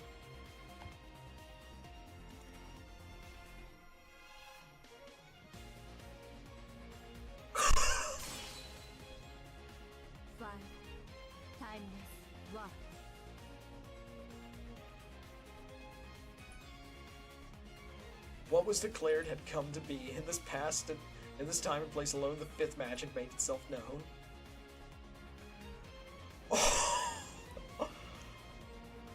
Oh, that is sick. In the blink of an eye, the snowy clearing had transformed. A sea of fully bloomed white flowers blanketed the grounds. Only the dilapidated school building and the bare winter trees signified this was the original world. The once cold wind now blew with a pleasant warmth across the landscape. Even the night sky was once again teeming with stars. If one reached out, one can almost touch them. It is a mix of comfort and solitude, quiet enough to carry the sound of insects flying through the air. A scene far removed from the impurity and grief of humans. A world with nothing, yet one that needed nothing. It was his most precious memory. The winter tundra had changed into a spring meadow. Aoko's so-called true magic confused Toko. Sure, it was pleasing to the eye, but she wanted to see something else idyllic. Aoko's spell was clearly no small feat, but the surrounding mana had not changed. Better to be confused, though, than deal with something like Alice Kawanji's flat snark.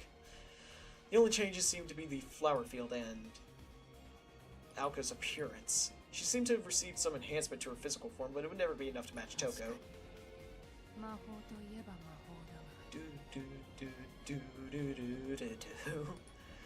Aoko said with a, or Toko said with a hint of annoyance.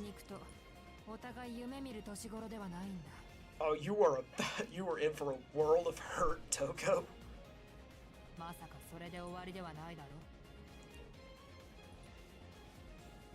Aoko began walking through the sea of flowers, but she was not heading toward Toko.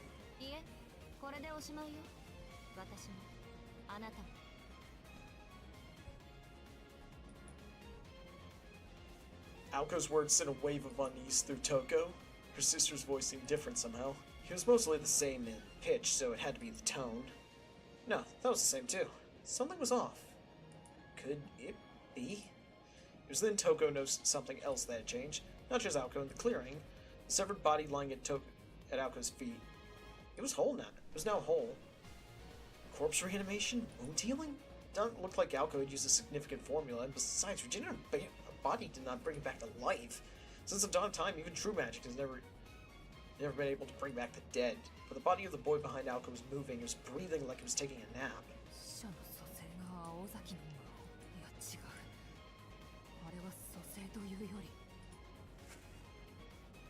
Before she could think of an answer, Toko realized what had seemed out of place to her before. Aoko's mannerisms appeared beyond her years. Her appearance had changed ever so slightly, but beyond there had been a change from within. By the time Toko arrived at that seemingly impossible conclusion, Aoko closed the distance between them. Aoko raised her left hand to eye level. Toko could hear the magical energy generating inside Aoko. It was a sound that Toko had never heard before. Aoko only possessed single function, low-grade circuits no better than any other third-grade mage, so she generated magical energy at a much lower rate than Toko. However, the speed was absurdly quick, moving even faster than blood pumping through her body. Magecraft could vibrate, but how are the activated magics audible? Even the association never heard such a thing. Spurred to action by the sudden dread she felt, Toko hurriedly carved runes into the air. Toko summoned the divine protection of victory, Tyr. Oh hey, the Norse god Tyr. To surround herself with a barrier, which was further enhanced by her crests. Paying it no mind, Aoko held her arm steady, not moving it up to strike her target directly. Aoko commanded herself succinctly.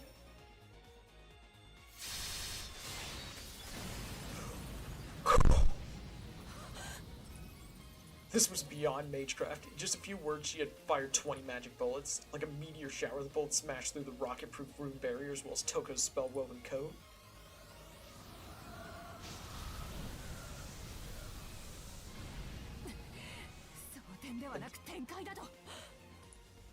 Protective runes lining her coat screamed. They would not be able to take another barrage like that.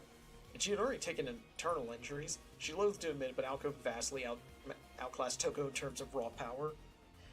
Even harder to admit was that her sister probably not even brought out the big guns yet. Jumping backward, Toko drew more runic symbols in the air. In response, her crest burned brightly. But I need some water real quick.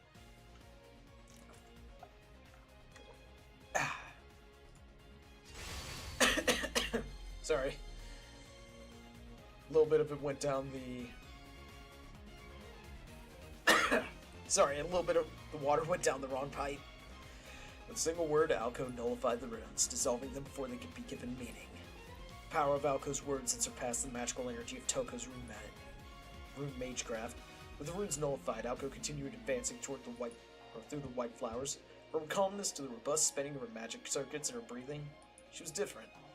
A woman with sublime self-control, a trait found only in mages with a lifetime of combat experience. Given the evidence, that was the only explanation for the Aozaki magic. Aoko's magic circuits had not been amplified. That would have been possible anyway. Like Toko, she would have to externalize them, which would just increase the scope of her magical energy and techniques. By nature, the quality of mage's magic circuits did not change. But Aoko was now clearly a superior mage to Toko, so there was only one logical conclusion. In an instant, she had grown from an amateur to a veteran. She fast-forwarded her own time.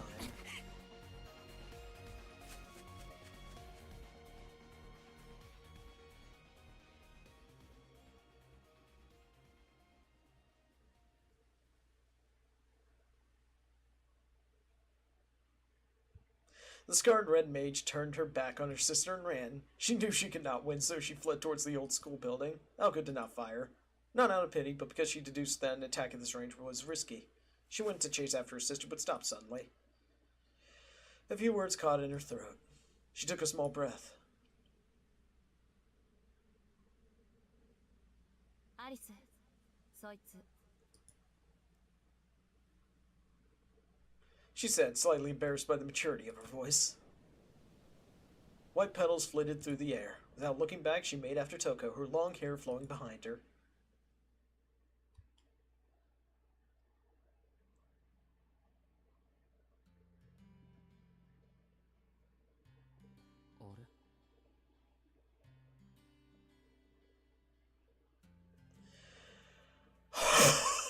Oh my gosh, that was crazy. That was really cool. His eyes snapped open, and last Sojiro awoke from his long slumber. Lying on his back, he gazed up at the stars. The trees around him created a porthole into space. Despite seeing all this for the first time, he felt an uncomfortable sense of deja vu. So many questions. What happened before he fell asleep? Why had he been sleeping? Everything was just so hazy. It was like he had walked out of the door one minute and woken up in bed the next. With so many thoughts clouding his mind, he could barely recall his own name. All he could remember was a girl he'd never seen before, and something thin around his neck. Shizuki-kun. The voice, quiet but clear, belonged to the girl named Alice Kumoji, who was at his side. He sat up, mumbling incoherently. The black-clad girl knelt next to him.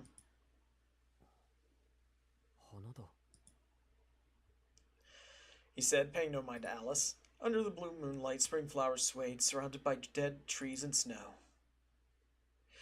Against the curtain of night, white petals danced in the breeze like butterflies. Staring long and hard at the spectacle, Sojiro suddenly raised his fingers to his neck. He moved carefully, like he was touching a wound. And gradually, he began squeezing. Harder and harder. The voice of the girl beside him brought him back to reality.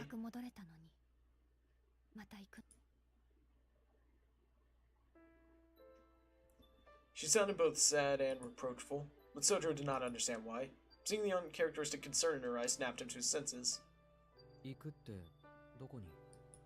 His fingers fell away from his neck. Without answering, she blankly looked to the sky, though there was only the infinite darkness of space.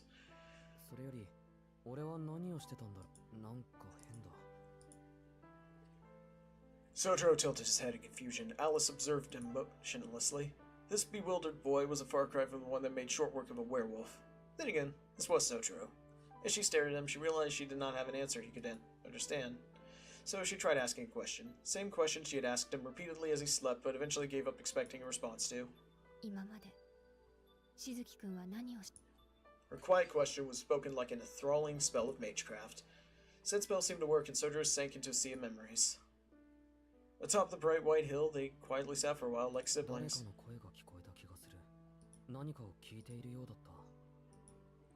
Though consumed by the darkness of death, he could still vaguely recall the girl's question.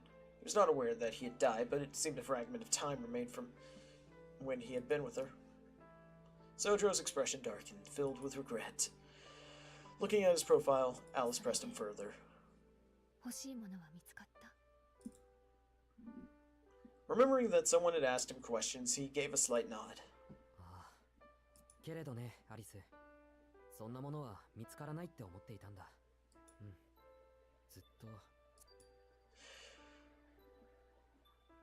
A grin in his voice was accompanied by a hint of strength.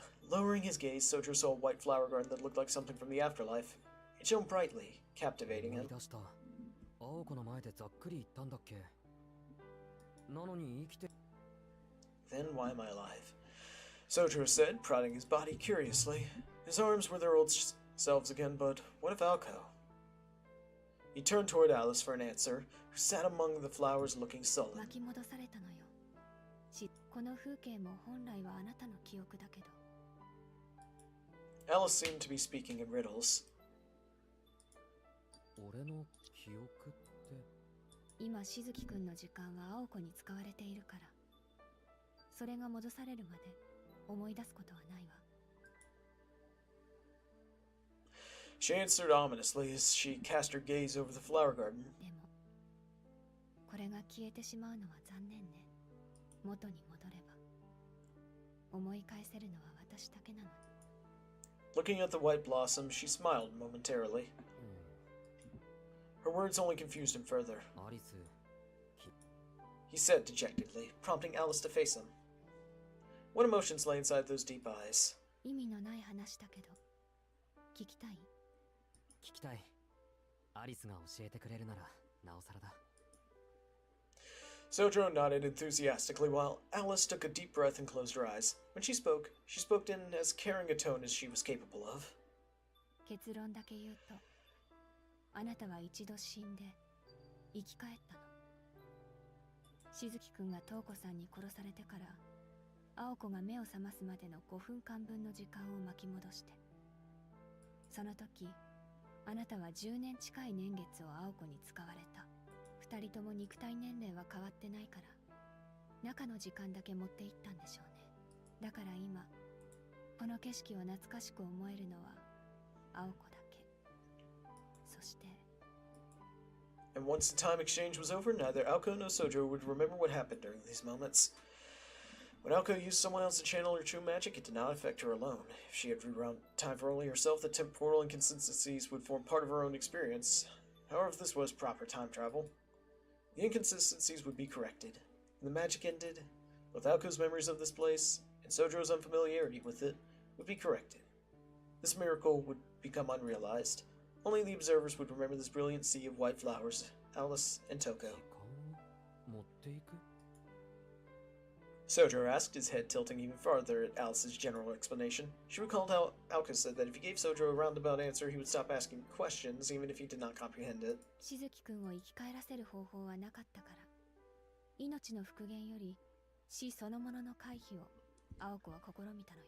まだ青子には無理なのか、それとも大きな操作は避けて小さな操作。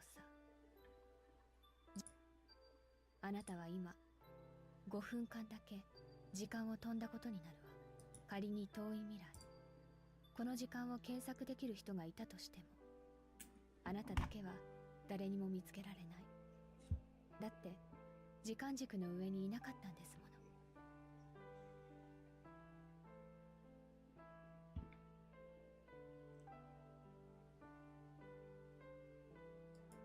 そして同時に青子は自分の時間を上乗せするためにあなたから時間を借り受けた。多分幼年期の時間でしょうね。個人の時間操作は忘却している部分の方が楽だと聞くし。Should I slow down? Alice asked with her eyes. All Sojiro could do was nod. つまり2つの奇跡を、青子、あなたの体の巻き戻しと自分の体の早送りね。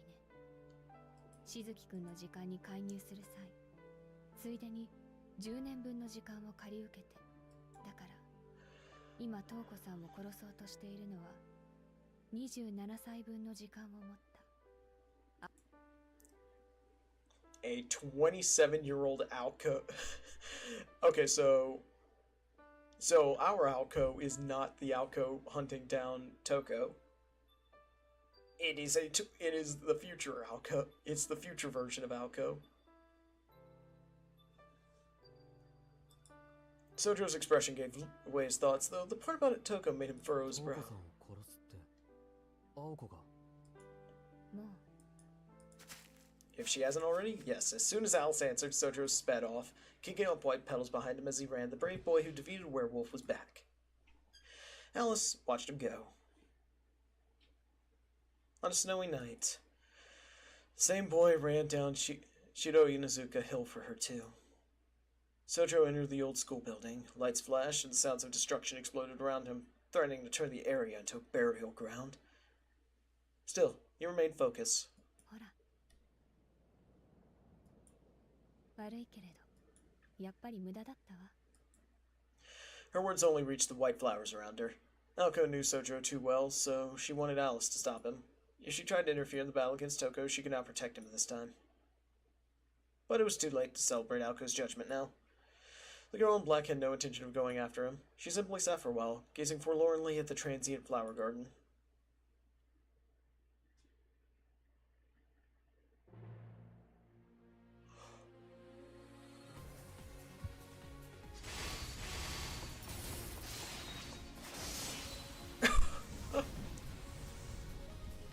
A storm of magic bullets struck down a hail of lightning blades.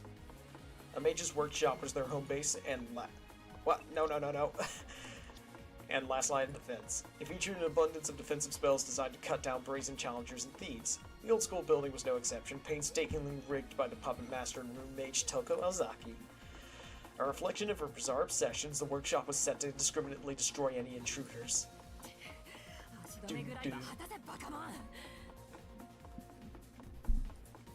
Toko complained as she ran down the hallway, activating her traps along the way, but nothing seemed to work. None of the runes, regardless of their quality or quantity, could slow her sister down. Her reaction speed and ability to predict attacks could only be described as transcendent. Even magic bullets she fired from both her arms were too much, destroying the runes in the very walls that housed them.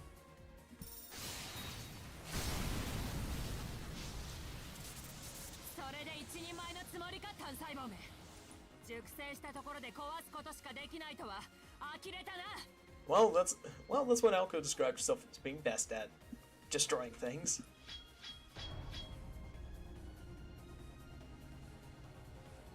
As she spat out her words, the ceiling opened, increasing the pressure from the runes. Invisible walls popped up in the hallway. Aoko stopped and swung her right leg forward.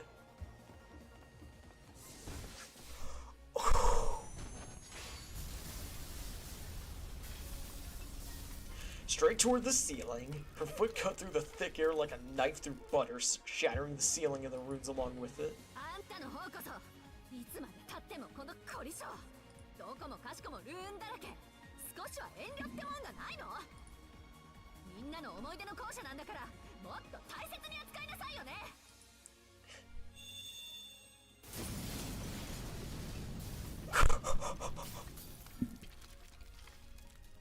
The wooden boards along the hallway that had withstood decades of wind and snow were now destroyed. Aoko charged forward. The chaos was inevitable. While Toko's runes cursed living creatures, Aoko's magic bullets destroyed all without prejudice.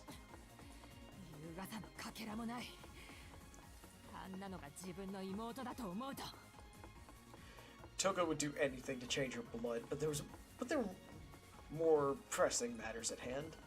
The girl rushing her now was not the sister she remembered, but rather a more complete version of her. Toko could not afford to let her guard down for a second. But localized time travel. Toko didn't believe that was the true nature of the Aozaki's magic. Aoko's transformation had to be a mere byproduct of true magic. She couldn't make heads or tails out of its depths, even with Aoko having achieved it. At the very least, it was not so simple a miracle. After all, the concept of time travel was already made possible through the second magic. Record manipulation, revision of possibilities, and so forth involved the operation of parallel worlds. So there was no way that could be the fifth magic. Aoko. 貴様、その10年分の時間をどこから持ってきた?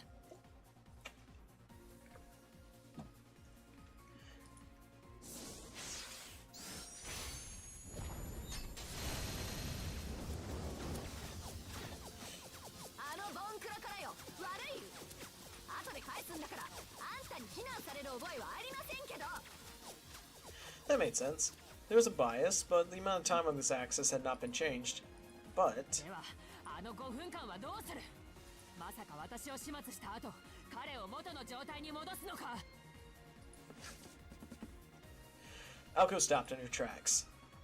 Toko had took aim at Aoko's glaring oversight. Aozaki magic and Aoko's humanity were inconsistent. そうだ。時間操作では死者の蘇生は許されない。お前がしたことは一時だけの気休めか。 Magic crests on Toko's back began to demonstrate their true worth. Drawing upon the magical energy stored in the crest, she materialized her largest trap beyond the hallway.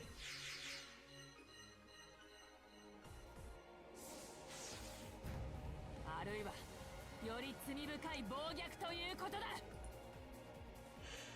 3 rune stones appeared. Their scale and level of magical energy were wildly different from the other runes created by Toko herself with the Mages Association. They were replicas of one of the lost primordial runes created by a Nordic giant. The 3 thin crystalline lenses amplified her carved runes tens of millions of times. They rendered projectiles like magic bullets ineffective. Even if Aoko's magical output far exceeded Toko's, these giant slabs were several times more powerful still. Aoko's signature magecraft could only release magical energy, so she had no way to evade the attack. Which is why she's gonna burst straight through it.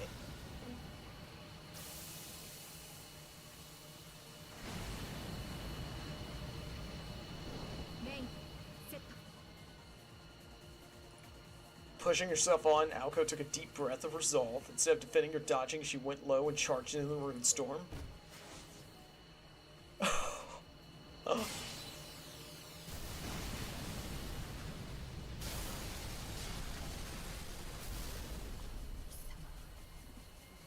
時間軸に存在していないな。 Infuriated by the realization, Toko set her magic crest to full power. Through repeated second-long bursts of time travel, Aoko was able to avoid the runes completely. She was either sending the attack's impact to a different time or layering several thousands of herself atop one another. Whatever. No way she could keep up that kind of magical energy output. 1枚目。 Aoko kicked the crystal slab to pieces. 2 remain. Distance, 30 feet. Toko had 10 seconds of magical energy left, but that was all she needed. Aoko, on the other hand, would stop now if she had any common sense as a mage. She couldn't continue breaking the rules for much longer. Then again, time travel itself was breaking the rules. Aoko!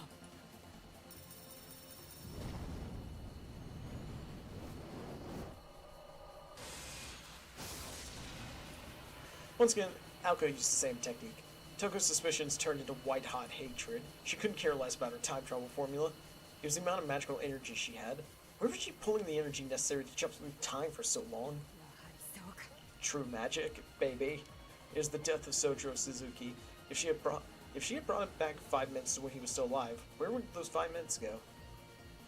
Aoko's magic was using parallel worlds to change this one. She'd only rerun Sojiro's time 5 minutes. Then logically, he returned to being a corpse as soon as the magic ended. Time travel that didn't change the world couldn't change the past. Therefore, if she wanted to save him, she had to either truly resurrect him, or send those 5 minutes of reality somewhere far away without returning them. 2枚目。 Aoko showed no sign of slowing, so basically just King Crimsoning the time. From behind her crystal barrier, Toko glared at Aoko with disdain.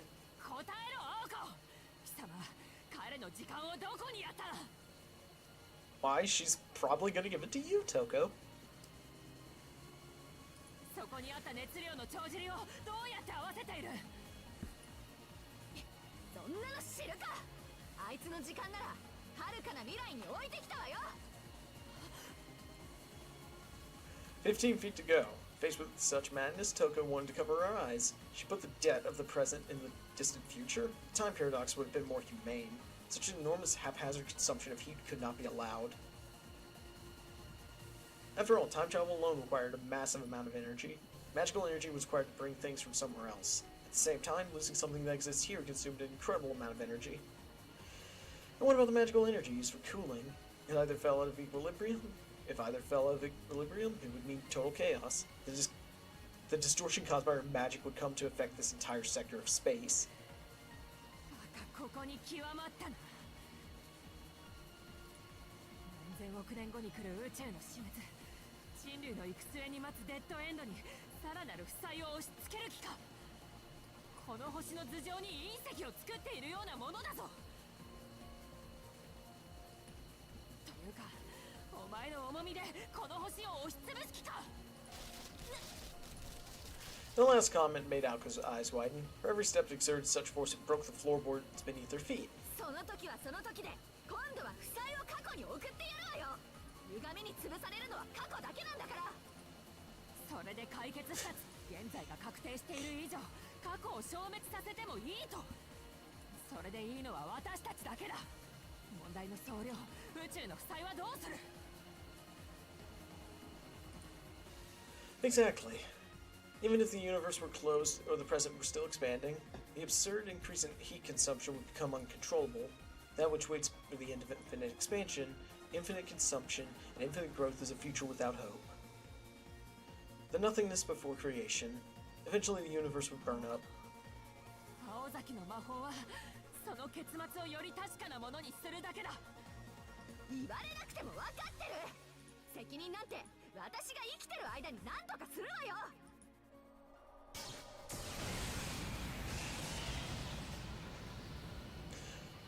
5 feet to go. The room blast now carrying all of Toko's hatred, focusing into a scorching hot laser beam. Her body being torn into by the intense heat and her emotions raging. Aoko drove her foot into the ground. 責任を取ると言ったな。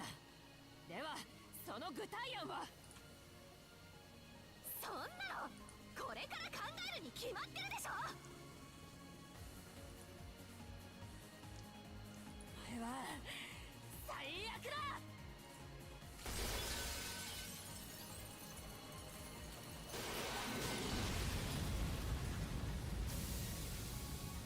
Toko's last defense was shattered.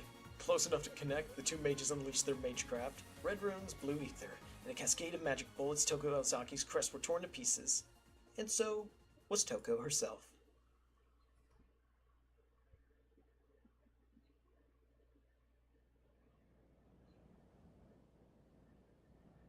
It was just as Alice said. By the time Sojo arrived, it was already over. The old school building's wooden boards had survived the elements for decades, but they were not ready for a mage duel. The entrance door hung off its hinges, the floorboards groaned, the stairs were ready to collapse underfoot. Toko's escape and Aoko's pursuit had left a trail of destruction leading all the way to the second floor. The chaos continued to the end of the hallway, by the stairs to the third floor. Toko sat in a heap with her back against the wall. Despite her injuries, she kept her eyes firmly on Aoko.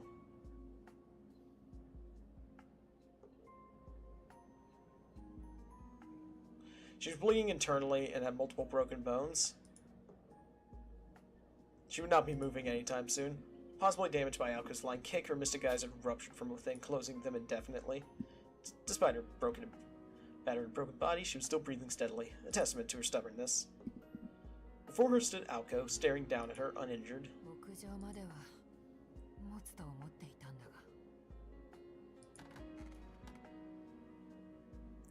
Toko was not trying to be facetious. She sounded genuinely disappointed.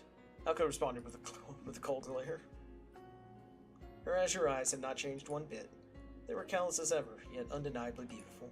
From where she stood, Aoko held her hand out toward Toko.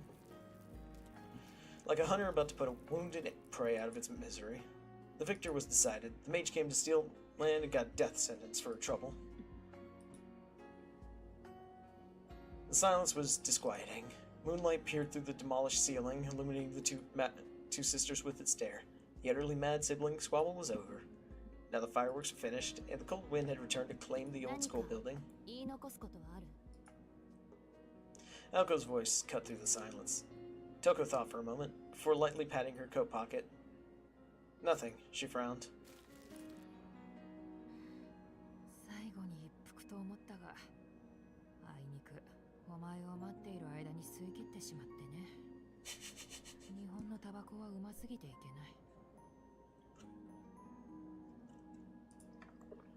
Aoko gave a small nod. いくら私でも遺言まで謎かけをする気はないよ。 Toko's voice was laden with sarcasm, but not hostility or hatred. Perhaps her vendetta was not directed at Aoko herself, but rather a product of two sisters born into a mage family. 青崎の魔法が時間旅行に端を発するものとは思わなかった。まだ事情がありそうだが、ボンプにはわからない悩みだ。せいぜい大事に付き合っていけばいいさ。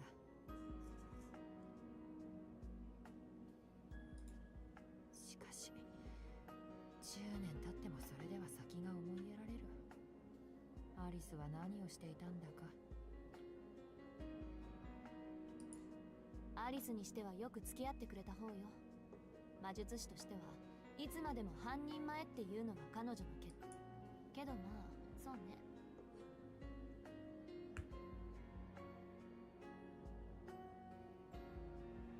あの狼とならいい勝負をしたんじゃない？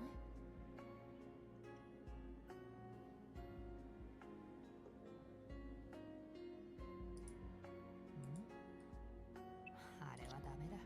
半人前に値で勝っていようが、魔法の前には得意性を見失うだろう。ところで、アオコ、お前の魔法とやらは手段か、それとも結果か。 Toko wanted to know if it came before or after. Did Aoko need magic to get her where she needed to go? Or did she obtain magic as a result of reaching that あ place? とよ。私は扉の前で尻尾を巻いたから、ジジイの思惑なんて知らないけど。第一魔法と同じ経緯か。ますます業が深い。第2から第4はその場所へ到達するために生み出されたものと聞く。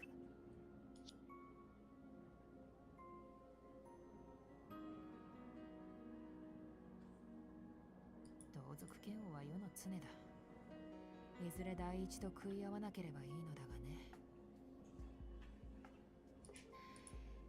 しかし扉ときたか。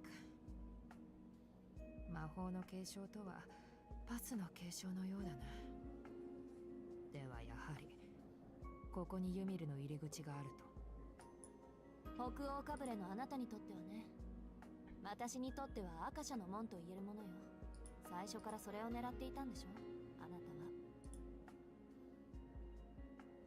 Toko used every ounce of strength she could find to nod. 手に入るというのに何代も待つのは嫌だったんだ。ソフトはそれで決別したようなものだったよ。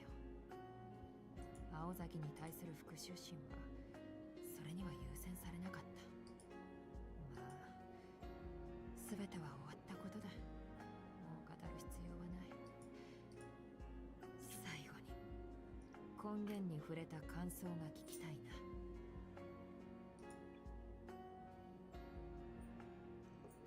Toko spoke after taking a deep breath. Her last words show no trace of hatred. Aoko remained silent as she began raising her right hand up high. She recalled her grandfather's orders.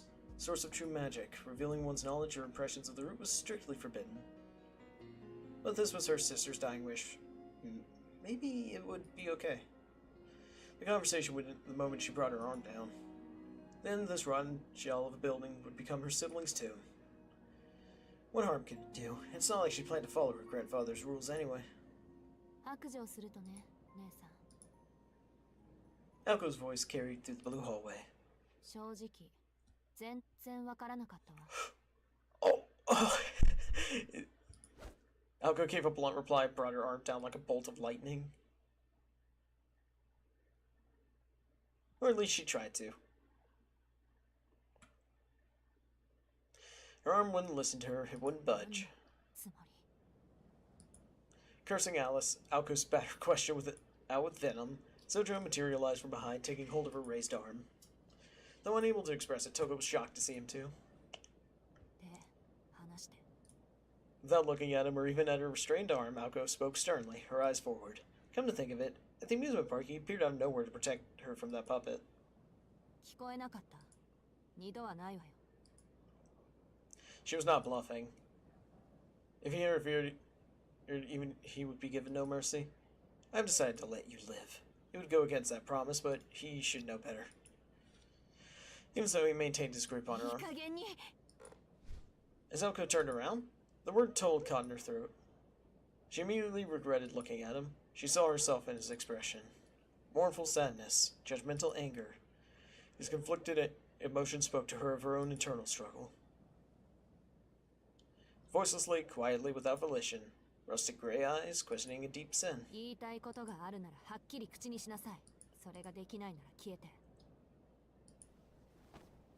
Sojiro gently released Aoko's arm. She maintained her resolve. They locked eyes, neither friend nor foe. Their bitterness clashed without words. And then suddenly, 人殺しはいけないことだ。 Sojiro stated in that matter-of-fact way of his with which Aoko had become all too familiar. His words were empty, tried even. Yet, given her current state, they reached her. Although she would soon forget the fragments of Sojiro's memories, it made her painfully aware of how he felt. Still, she could not agree with them. It would come back to bite her. If she let Toko go now, her sister would come for her again. She had already made 2 attempts on her life. Aoko did not have it in her to forgive her sister for what she had done. Above all, just as Toko said, if Aoko did not change, she would be a novice forever. She had not even won her first maid battle yet, and she knew putting down a blood relative would require even more conviction. Nevertheless, his words echoed over and over in her heart. Murder was wrong. Such a childish phrase, but the earnestness with which he said it, it was enough to make her sick. Resisting, Aoko glowered at Sojiro. だから殺されたくせにその相手までかばうっていうのあんたは。元気になったら懲りずにやってくる殺人鬼が相手でも見逃してやれっていうの。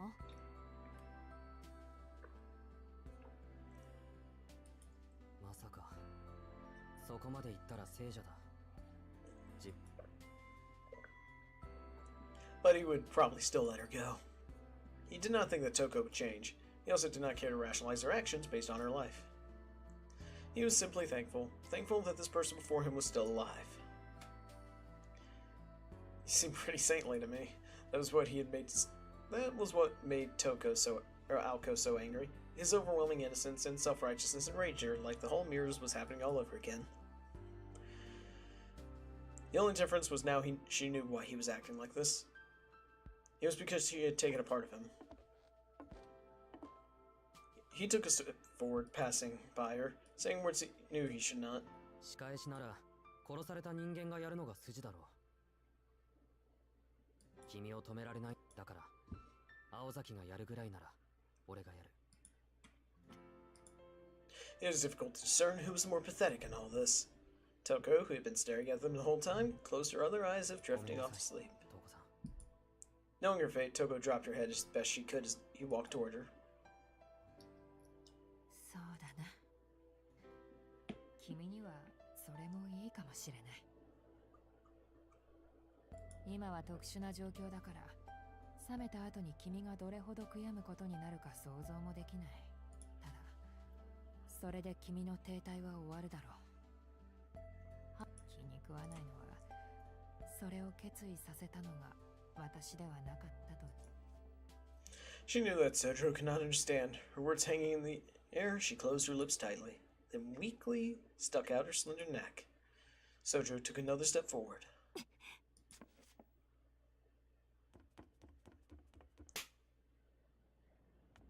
Before he could do anything, Aoko moved. Spinning in front of Sojiro, she cut off her magical energy and swung her hand as hard as she could.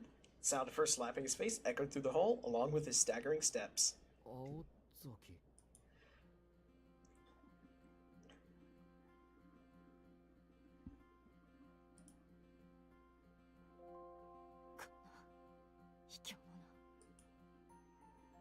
Tears of anger welling in her eyes, Aoko turned her back to Sojiro, sulking as though she would kill him as soon as she looked at him 他人 again. の記憶を取り込んだ代償か。引きずられたな、青子。そうよ。自分の意志を人に曲げられるのがこんなに悔しいなんて知らなかった。 That was about all Aoko could mutter in response. The corners of Toko's lips curled into a grin. 何がおかしいのよ、あなた。いや、お前にも人並みの情けがあるとは思っていなくてね。バカ呼ばわりは訂正しておくよ。他人の理想を背負うのに怯えるなんて、10年経っても可愛いじゃないか。あんたね。そう睨むな。今のは心からの賛辞だ。で、私をどうする？彼に殺させるか、それとも見逃仕方ないでしょ。あなたの言う通り、これが何よりの代償だったんだから。Aoko said begrudgingly, shooting Sojiro a sideways glance. He seemed to have recovered from the slap, and his usual absent-minded look had returned. He may have had no memories of his past, but his morals and values were too deep to be erased. Sojiro was trying to violate those. He would eat away at him forever, and he would be doing it not for himself, but for Aoko. Aoko understood this all too well now. The moment he said he would do it was the moment he lost. Not stopping him would be no different than watching him die, and she would lose something important inside her. Aoko did not want that to happen. やっぱりその自分の受けた傷は自分で返さないと気が済まないっす。 Aoko ignored Sojiro, who seemed to have gotten the wrong idea. Instead, she directed her scout Toko, who still lay collapsed in front of her. わかったわよ。トウコ、けど、ただで帰れるとは思ってないわよね。Toko scowled at her little sister standing smugly over her. 祖父のところに突き出すのなら、ここで引導を渡してくれ。まさか、私もあの人には会いたくないもの。あなたにはこのまま出て行ってもらうわ。いつかは私が言い含めておくから、今回の件は私たちだけの秘密よ。Toko's brow creased further. There had to be a catch. 青子、何を企んでいる？別に。その代わりに呪いをプレゼントしようと思って。今まで散々ガンと食らってきたし、おあいこでしょ。まあ、私のはちょっと強力だけど、今後この土地に入ろうものならマダガスカルガエルになってもらうわ。 Smiling as if they had just arranged to eat Chinese food tomorrow night, Aoko walked toward Toko. 待て、なんでそういうものだけ習得してるんだお前は。そりゃ師匠がアリスだもの、偏るのは当然でしょ。 The elder Ozaki sister's brow knitted so hard it could have produced a sweater. Perhaps this was why her sister would stay a novice forever. 宗十郎、席外して。覗き見が趣味なら別に見ていってもいいけど。Huh? As she spoke, she began removing her sister's overcoat. The uncomfortable look in Toko's eyes compared to the strangely cheerful one in Aoko's caused Sojiro to hesitate. Was it really okay to leave the two of them alone? Eventually he nodded. This was just a weird game between sisters. Muttering more to himself than anything, he ducked into an empty classroom. なんだそのブサイクで悪趣味な術式は。センスがないにも程がある。お前本当に私の妹か？ええ、この通り、芸術的才能は全部姉貴に持っていかれた哀れな妹でして、嘆くなら自分の天才性を嘆きなさい、トウコ。 Down the cold, dilapidated hallway, cries of sadness, joy, and anguish rang out. I'm guessing that Aoko was stealing her magic, or was stealing some of her magic crests. Okay, I'm guessing. Okay, yeah. Outside, the fully bloomed white flower petals floated one by one into the night. Also, yeah, I'm guessing that Aoko was just taking, like, her magic crest or something. Standing among the ballet petals, Alice gazed up at the sky. The blossoms gathered into a cloud and slowly vanished as though falling asleep. Soon, not a single flower would remain, and the clearing would return to a snowy tundra. The magic had ended. In a matter of minutes, the past would return to its rightful place, along with the time shared between the boy and the girl. The old school building was still. Alice embraced the silence and patiently waited. After a while, Sojiro emerged from the building, and Alice released a puff of white breath. A small sigh of relief. It was over. Sojiro approached, carrying Aoko, cradling her in his arms. Was she asleep? Her eyes were closed, and she seemed peaceful. Her hair and limp body dangled like a silk drape. She looked just like Sleeping Beauty. 待っていてくれたんだ、アリス。 He said, holding Aoko with little effort. Alice nodded. いや、よくわからないけど、青崎が言うには、そう簡単に解除できない呪いをかけたから、向こう Oh, okay, that explains it. その後、瞳子さんが尻尾を巻くのを仁王立ちで見届けて、見えなくなったら。Alice's response was brief, as if she was wondering if things were really so simple. She seemed more concerned about Toko than Aoko, which made Sojiro concerned about Alice and Aoko's relationship more than anything. それはともかくとして、青子はどうなっている？ He asked nonchalantly as he looked at Aoko's breathing deeply in her sleep. 矛盾と清純を合わせているのね。彼女の時間は今の時間とは異なってしまったから。Sojiro nodded in understanding, very clearly still not comprehending a word Alice had just said. なんか拍子抜けしたよ。結局、瞳子さんと青崎、どっちが勝ったのかよくつかめない。Nah, Aoko won pretty decisively. 魔術師の瞳子さんの大目的が青崎の魔法の解明なら、その後のいざこざは凱旋。Alice said as she turned her sights to the forest. Even Sojiro could tell that was Alice's way of saying, let's go home. そうだね。青崎もアリスもこのままじゃ風邪をひく。ああ、それと青崎が瞳子さんに呪いをかけるとき何かしてた。Sojiro trailed off, hoping Alice would tell him what it was, but a stony and somewhat affected gaze was her response. しずきくん。いや、青崎が出。そう。それで青子はどん。カエルがどうとか。Sojiro's explanation made Alice's expression darken. Aoko was still a long way from learning any sort of polymorph spells. そう。 Her thoughts prevented her from finishing the sentence. In actuality, it was perfectly within Aoko's abilities considering where she was in time at that moment. As Aoko had said, Toko would not be able to dispel the curse for 10 years. And the Aoko of this time had not the ability to use such a curse, which meant Toko did not have anyone to rebound the curse to. No matter how much she researched dispelling powerful curses, she could not do it with the Aoko of this timeline. 青子が瞳子さんにつけたのは切り傷ぐらいだから、しずきくんが心配するようなことはないわ。青子にしては随分と生ぬるい処置だけど。After her slightly unsettling remark, Alice quietly began to walk. Sojiro followed her, Aoko in his arms. Together they left the clearing and moved into the forest. As they did, Sojiro abruptly froze. しずきくん。 He looked back toward the old school buildings and field with a strange expression.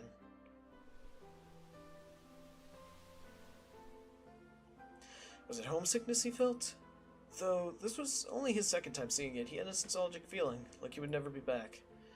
He looked like a child saying goodbye to an old toy that was to be thrown away. Seeing his expression, Alice felt a hint of sympathy and chided herself. あの荒れ地がどうかした？ She asked him, watching the flowery field fade into a snowy field. Sojiro shook his head. 知っている場所に似てる気がしておかしいな。やってきた時はそんな気はしなかったのに。 He stood staring at the tundra for what seemed like an eternity, reluctant to leave. If she left him there, he would still be gazing at it by morning, probably even longer. But there was no point in doing that. In the end, Alice was the only one who could remember the beautiful scenery he yearned for. ここはその場所。全然似てない。なら、それは気の迷いよ。 Sojiro nodded at Alice's harsh conclusion. He smiled slightly, deciding it was pointless to want something that did not exist. そうだね。多分幻を見ていたんだ。あれは一度幸福だった時の夢だった。 Severing the ties that bound him, Sojiro turned his back away from the snowy clearing. Away from the unfamiliar yet familiar place where he had known happiness.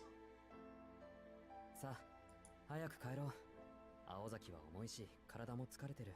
洋館に着いたらあったかいお茶を入れよう、アリス。Sojiro spoke her name with a smile.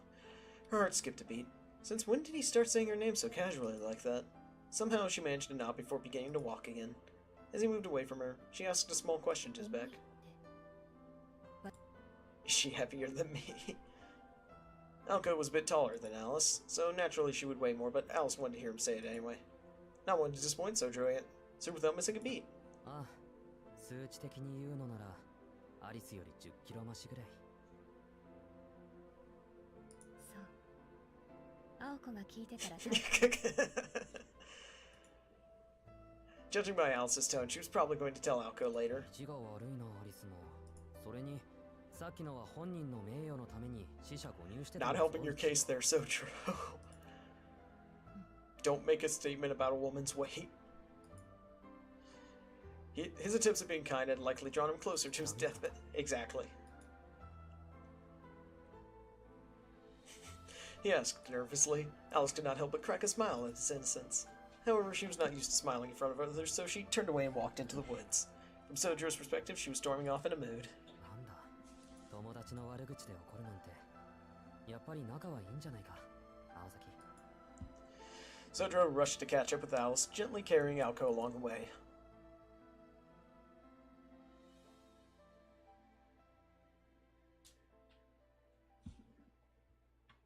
Though the prince lacked the courage to kiss the sleeping princess, he at least saved her and was bringing her back to her castle. Despite what he had been through, he did not look like your typical hero.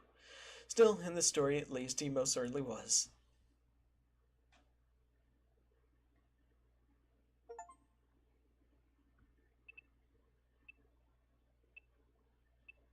Wait, is this an... Wait, hang on. Is this an epilogue?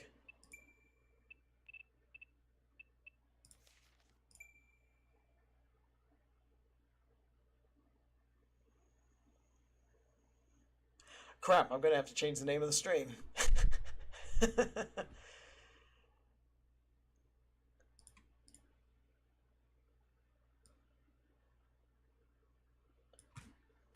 I can just do that real quick because... Just change the name of the stream, remove one of these hashtags in the description. Because I don't know how long this last one's gonna be. Okay, but that was all. That was pretty sick. But yeah, I've got a lot. I've got some stuff I need to do, and I have no idea how long this last chapter is going to be. So I'm just going to cut it off here before we're here for like another. I don't have it in me tonight to do. Or to, I don't know. I mean, I do. I feel like doing this last one in a separate stream would be better.